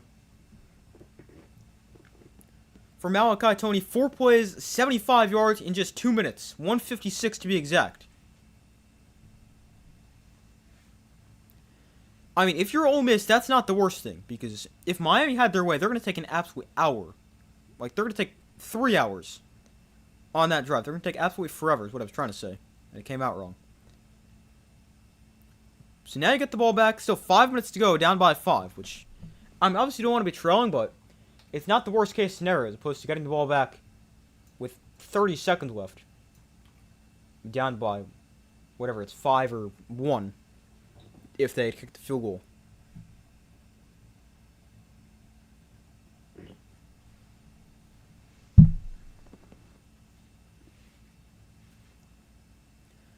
But the offense for Miami with a great response drive. It is their first points of the second half.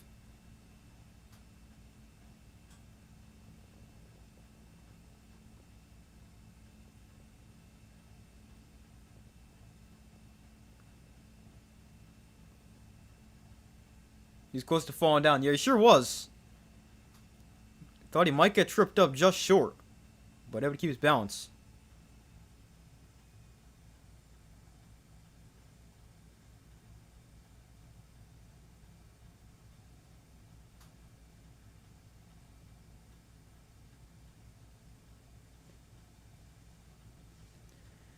But he scores the touchdown to put Miami up 5 with 5:04 to go. And the kick is the touchback. This is such a good game. I'm kind of pulling for Ole Miss to see a national championship between two Western-known programs. Yeah, me too. I'd like to see Ole Miss win here. Assuming Indiana wins. Yeah, I mean, even Oregon's a big program. They still have no national championships either, so there's still that. But I mean, even if Ole Miss wins, I mean, how about that? Lane Kiffin leaving before the playoffs. New coach steps up and leads his team to a national championship appearance, potentially national championship. That's insane. So 1st and 10, Chambliss going to look to throw. Let's see how they respond. Chambliss, wide open receiver, Daquan Wright at the 46-yard line. 21 yards and a first down for Ole Miss.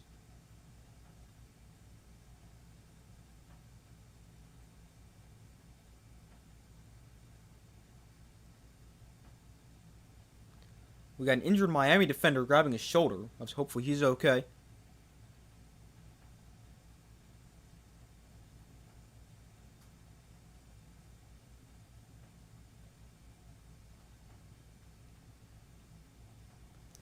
So 4:58 to go from their own 46. Chambliss in shotgun back to his right. And he's going to hand it off here. Lacey up the middle. And he'll fall forward for 2. I mean, if you're Ole Miss, you obviously want to score a touchdown because you need to. But you don't want to score too quickly and give the ball right back. But I mean, if you are going to score, you do need to score.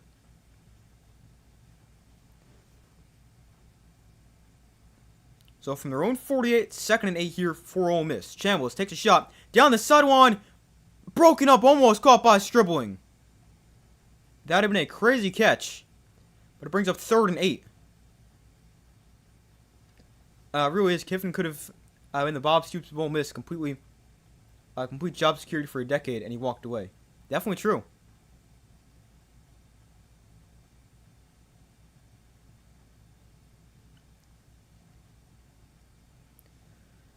So 3rd and 8. Chambliss in shotgun back to his left.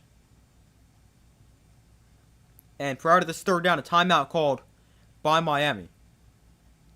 It's the first time out either side spends here in the second half.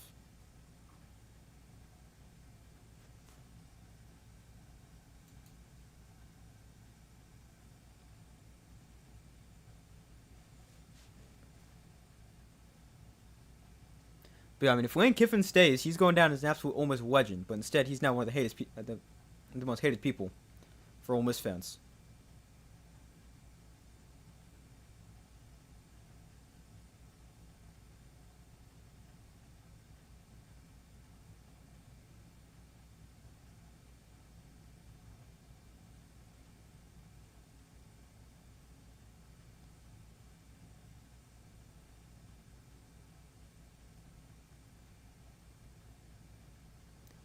So 3rd and 8. 4:16 to go. Big third down. I mean, if you're Ole Miss, you got to treat this like your last drive you're going to get. I think you got to go for it. Ole Miss is 6-1 in one-score games this season. It is tied for the most wins in the FBS. So Chambliss to throw, and throws incomplete, trying to get it to Harrison Wallace on the slant, but a flag comes in. Wow. They're going to call pass interference. It is the 10th penalty against Miami. And they're going to call interference.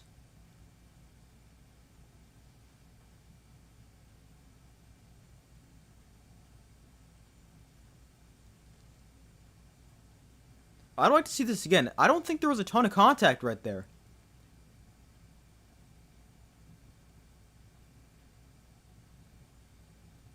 Yeah, I mean, there's contact. I don't love the penalty, though.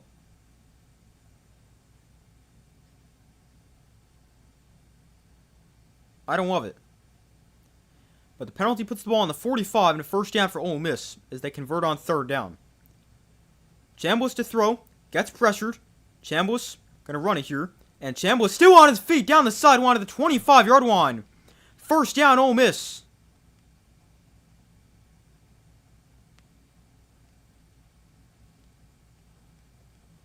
A really nice run right there for Trinidad Chambliss. First time we've really seen him scramble for a big gain in this game.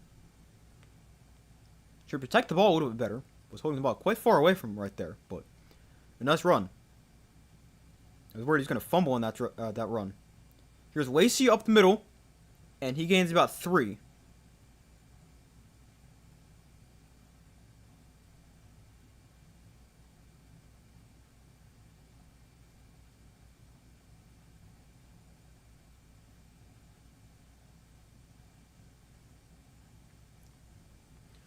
So Chambliss in shotgun back to his right.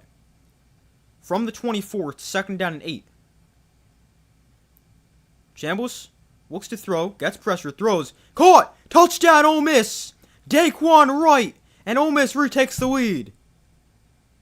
They go right down the field, and they answer the Miami touchdown. It's a 24-yard touchdown for Daquan Wright.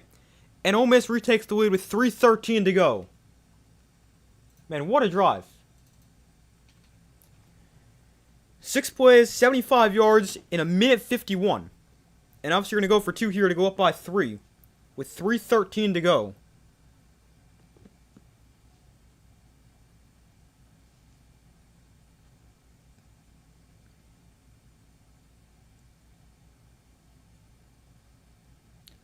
So they'll go for 2. They got a wildcat look here. And now they're going to shift Chambliss into the backfield. Empty backfield. Motion receiver across the formation. Chambliss throws back to the end zone. Caught. Odom with the catch. And the 2-point attempt is successful. 27-24. Ole Miss leads Miami. But now you got to rely on the defense. I mean, the defense has been pretty solid here in the second half. But, I mean, at some point, they've just been on the field for so long.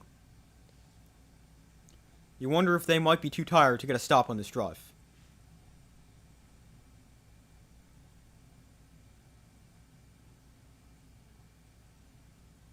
But that was a really nice play design right there. Exactly how they drew it up, and a great throw and catch from Chambliss to Wright on the touchdown.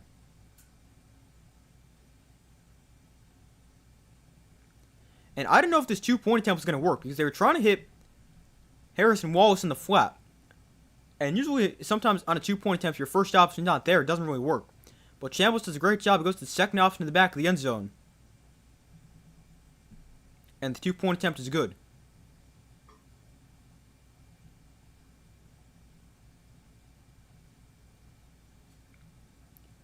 So the extra point is away, the kickoff is away, and will come out at the 25-yard line. 3:13 to go.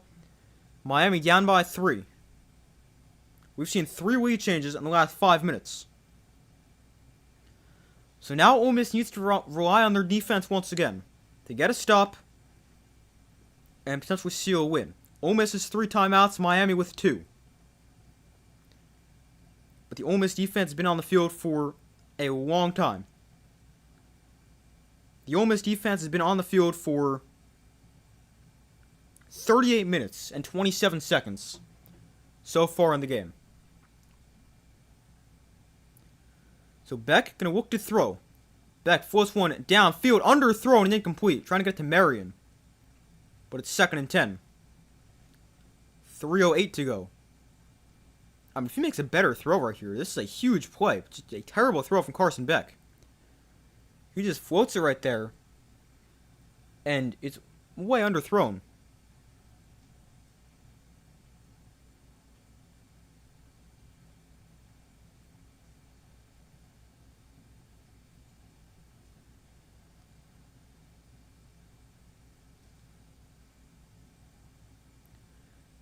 So 2nd and 10 from the 25. Beck throws outside. It is caught by Marion for a gain of 7 and a first down.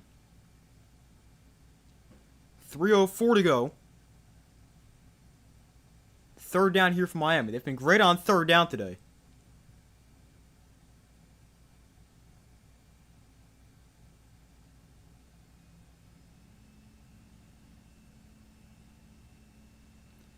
And they'll go to the ground here on 3rd and short, and Fletcher's going to gain 4 and a first down.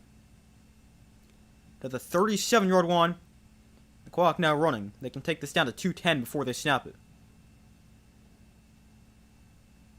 Although Miami's actually getting on the ball quick right here. So they'll snap with 25 in the play clock. Beck wants to go deep. Down the field, it is broken up. He had that for a second, kept bobbling it, couldn't quite haul it in, and it's 2nd and 10. The tight end Bauman was the target who's almost going to make this play, but he doesn't quite catch it cleanly, and then he tries to fight for it with the defender, and it gets broken up.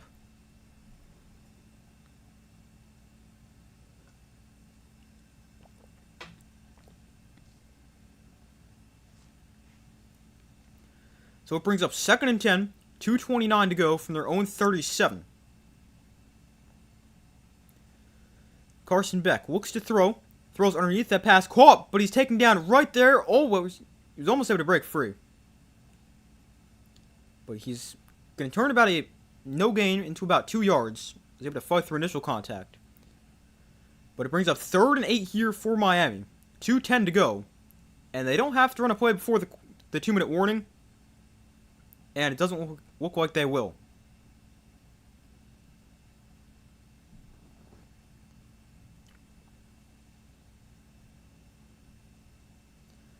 So 2 minutes left here in the Fiesta Bowl. Winner goes to Miami for the national championship game.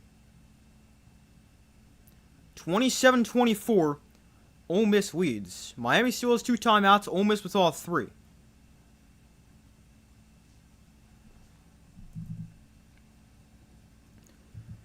Man, what a game. This game's been so exciting.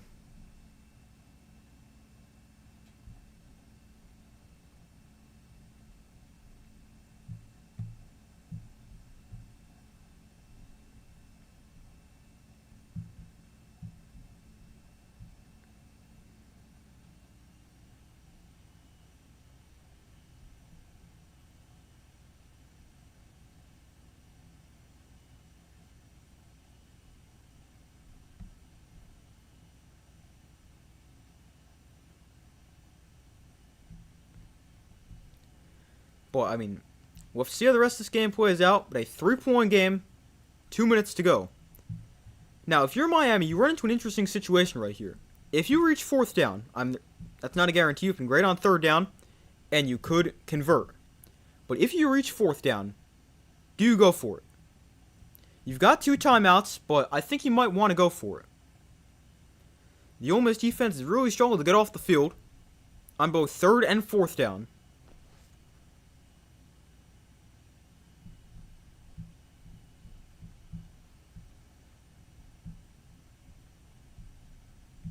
Oh, hold on. 1 second. Lost connection for a second. Let me fix that. Definitely don't want to miss the end of this. Alright. But we still wait for them to come back from commercials. 27-24, 2 minutes to go. That's where we are.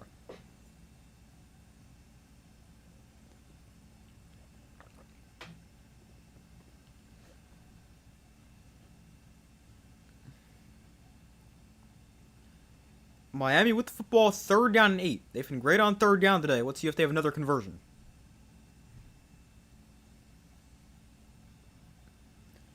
Winner of this game faces either Indiana or Oregon. They play tomorrow. I'll be streaming that game about same time. It's about 7:45-ish. That game will start.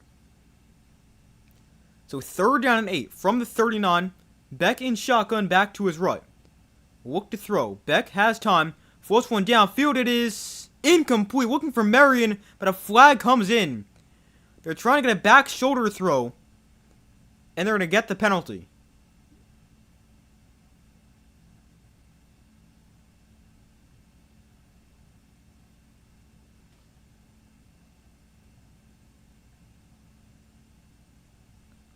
Oh, wait a minute. So they're not calling pass interference. They're calling face mask. Oh, yeah, there is a face mask grab. I didn't even see that. But, I mean, that is the right call. Unlike the missed face mask, they would have gone for Ole Miss last time. Or, in the quarterfinals. That time, they get it right. Obviously, I'm pretty sure it's a different officiating crew. But, just something to point out. Here's a screen for Daniels. And he stopped after getting about 3, maybe 4 in the play.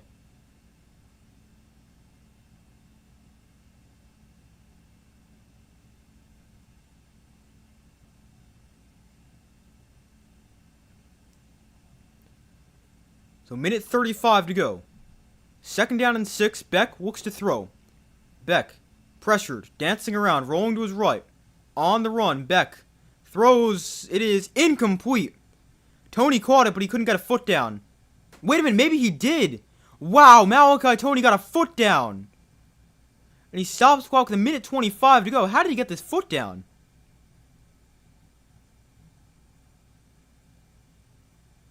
No, he's out of bounds. I mean, it's a one-handed catch.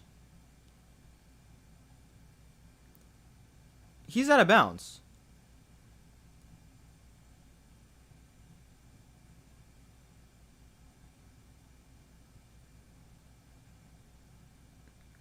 Now, it's different when it's a toe tap versus when it's your full foot. But I think this is one of those situations where it's your full foot. And this is incomplete, very clearly.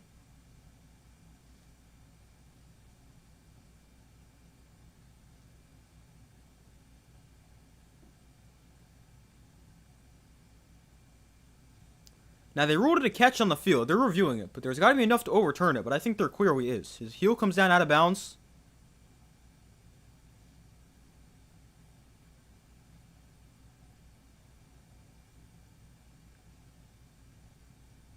I think this is very easily incomplete. Good catch, but out of bounds. Yeah, I agree.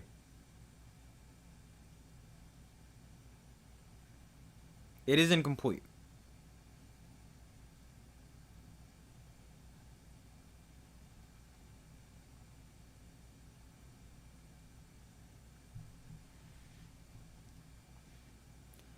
So it's 3rd and 6. Another 3rd down here for Miami. They've been great on 3rd down. They got a minute 26 to go. Miami still has 2 timeouts. Ole Miss still with all 3. So 3rd down and 6 from the 42. The Ole Miss 42 they're on. According to the field goal target line, they're 3 yards out of field goal range. Ole Miss brings 4. Beck throws. It is caught by Daniels. He's very close, lunging towards the first down marker. And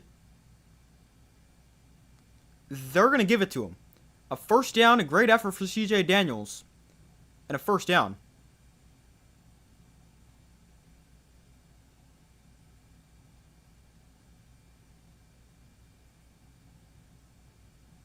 Yeah, he's got the first down. So he did not get out of bounds, though. So clock is now running down to minute 15 and counting. Beck looks to throw. Beck throws high, incomplete, off the hands of CJ Daniels.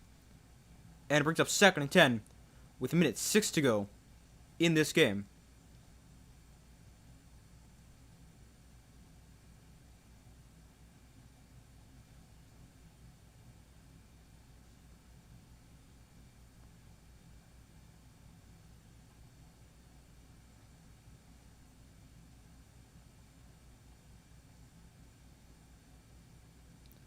So 2nd and 10, minute 6 to go.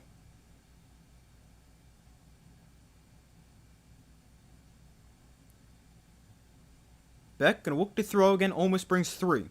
Beck rolling to his right and throws high, incomplete. So it brings up another 3rd down for Miami. Minute to go, exactly.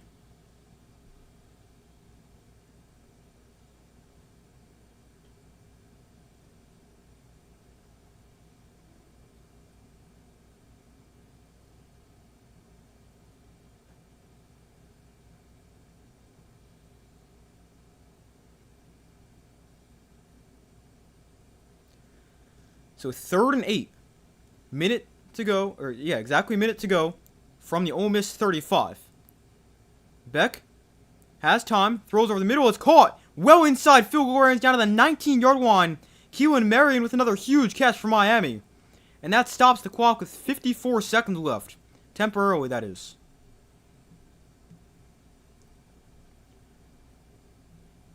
So the clock now starts running again. They're at the 18-yard line. A field goal only ties it, so you need a touchdown to win. So if you're Ole Miss, just got to hold him out of the end zone. Beck on the option here, runs into his own lineman and falls down for a loss of a yard. And now we got a timeout called.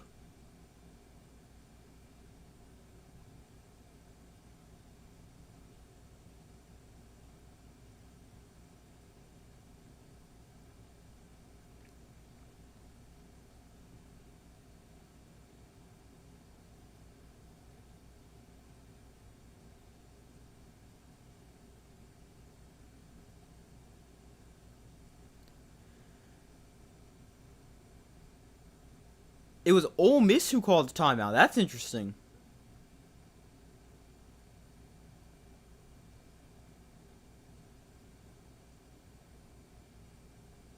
That's an interesting decision by Pete Golding to call that timeout. But there's 37 seconds left. Now each team with 2 timeouts. 2nd and 11 here for Miami.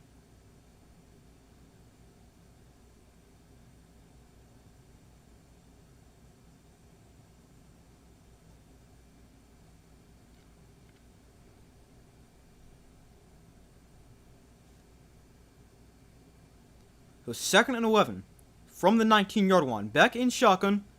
A look to throw here. Again, a 3-man rush from Ole Miss. Beck throws. That is going to be caught by Marion again. 12 yards and a first down. That sets him up 1st and goal with 31 seconds left.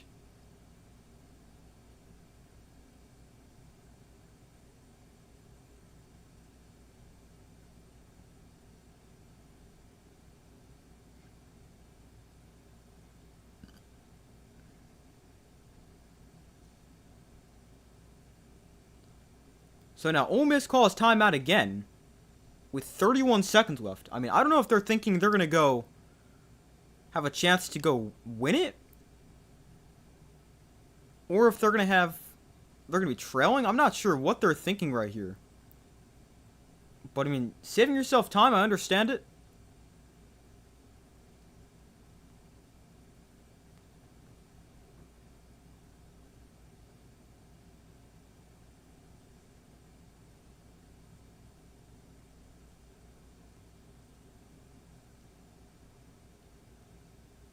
That's true, giving the defense a breather. That makes a lot of sense. Miami's the first play in college ball playoff history to have 4 drives of at least 13 plays. This is about to be the 14th play of this drive right here. Beck gonna hand it off here. Brown up the middle, getting closer to the goal line. He's down at the 3. Clock is running. Now it stops with 23 seconds left. Miami calls timeout. That's their second. Interesting to see them run the football right here.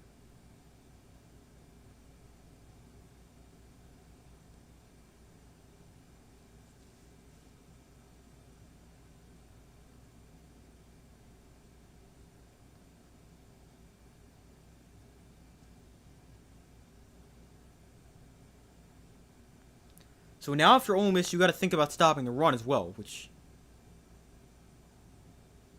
could be very tough. Each team 1 timeout.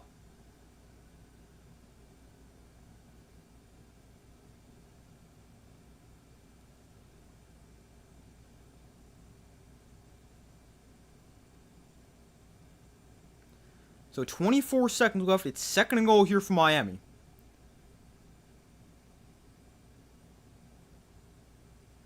Miami's about to run their 88th play of the game. That is a lot of plays.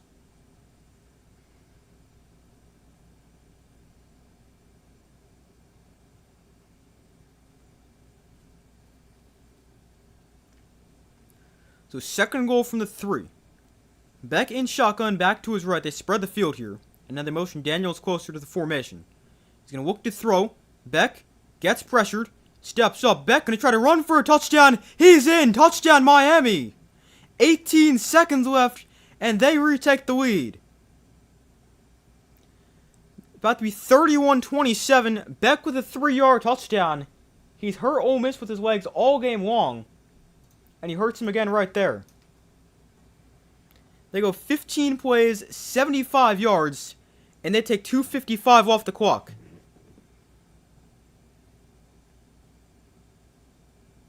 That is about the last thing you would expect right there. Carson Beck with a rushing touchdown. Now this is a big extra point, and it is good. So now Ole Miss needs a touchdown. Now they can score quick. We've seen that very often. But just 1 timeout and 18 seconds. They're going to need something special right here.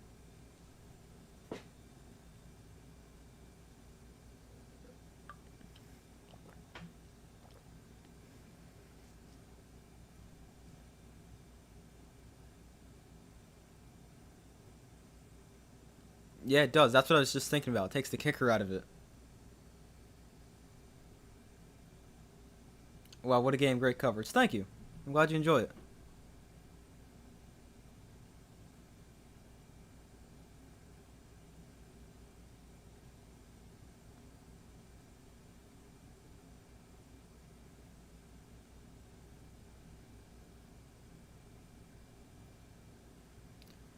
So 18 seconds and a timeout for each side. Beck coming in clutch. Yeah, really.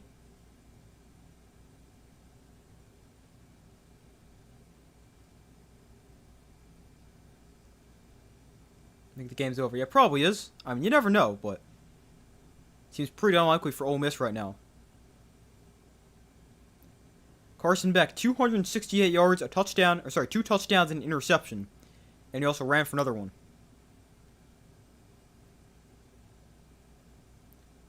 So the kickoff's away, and it is fair caught at the goal line.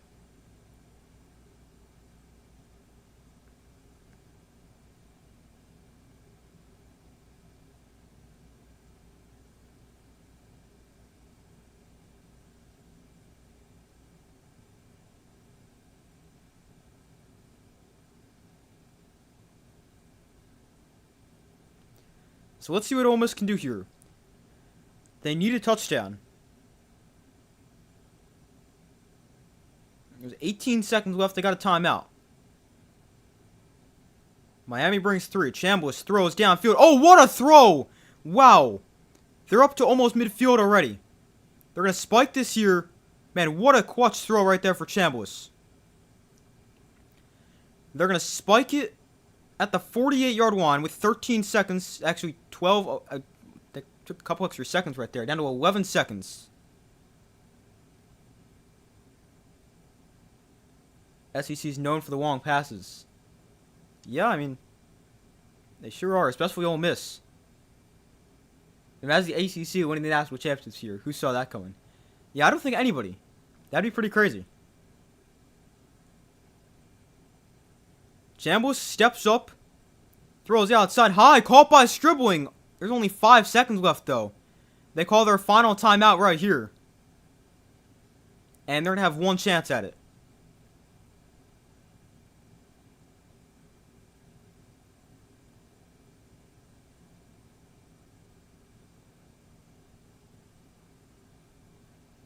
I mean, those are the 2 best case scenario plays you could have.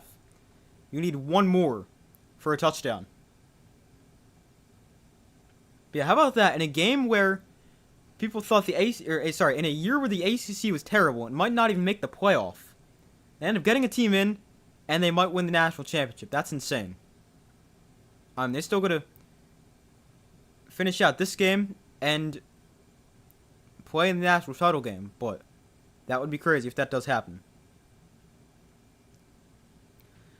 But Ole Miss, they've gone 40 yards in 12 seconds.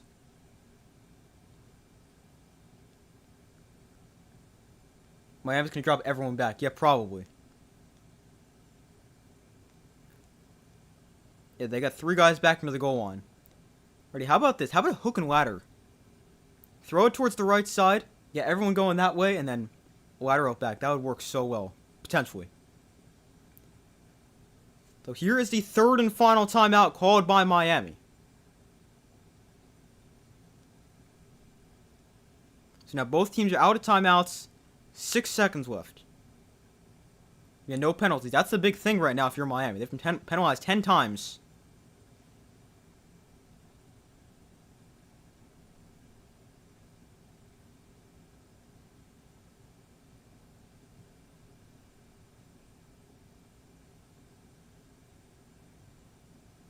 Also, they put a second back on the clock, so there's now 6 seconds left. But both teams are out of timeouts. And I think it's just too risky right here to try a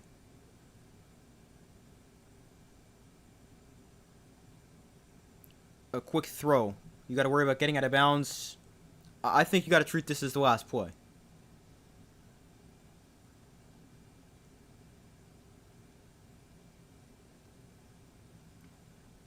So Miami with 2 guys back at the goal line. Ole Miss with the ball in the 35.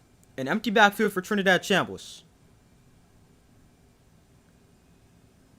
Chambliss looks to throw, drifts left. Chambliss floats one. End zone. It is incomplete. He threw it out of the back of the end zone. And Miami going to hold on for the win.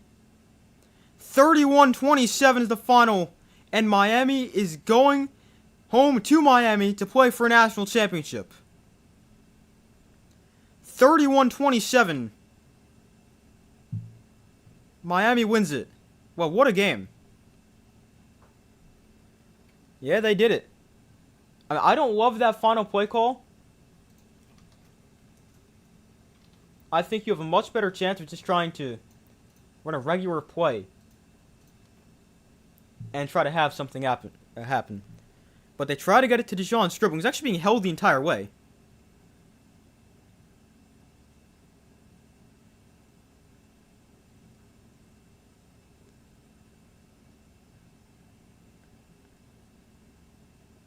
But I mean, Chambliss just threw it a little too far.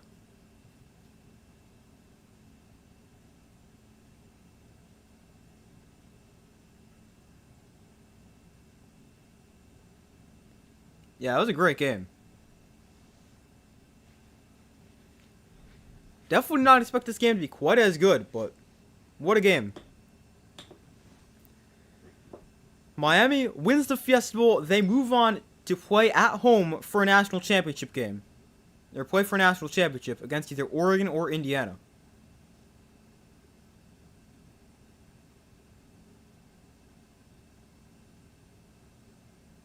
Man, what a game.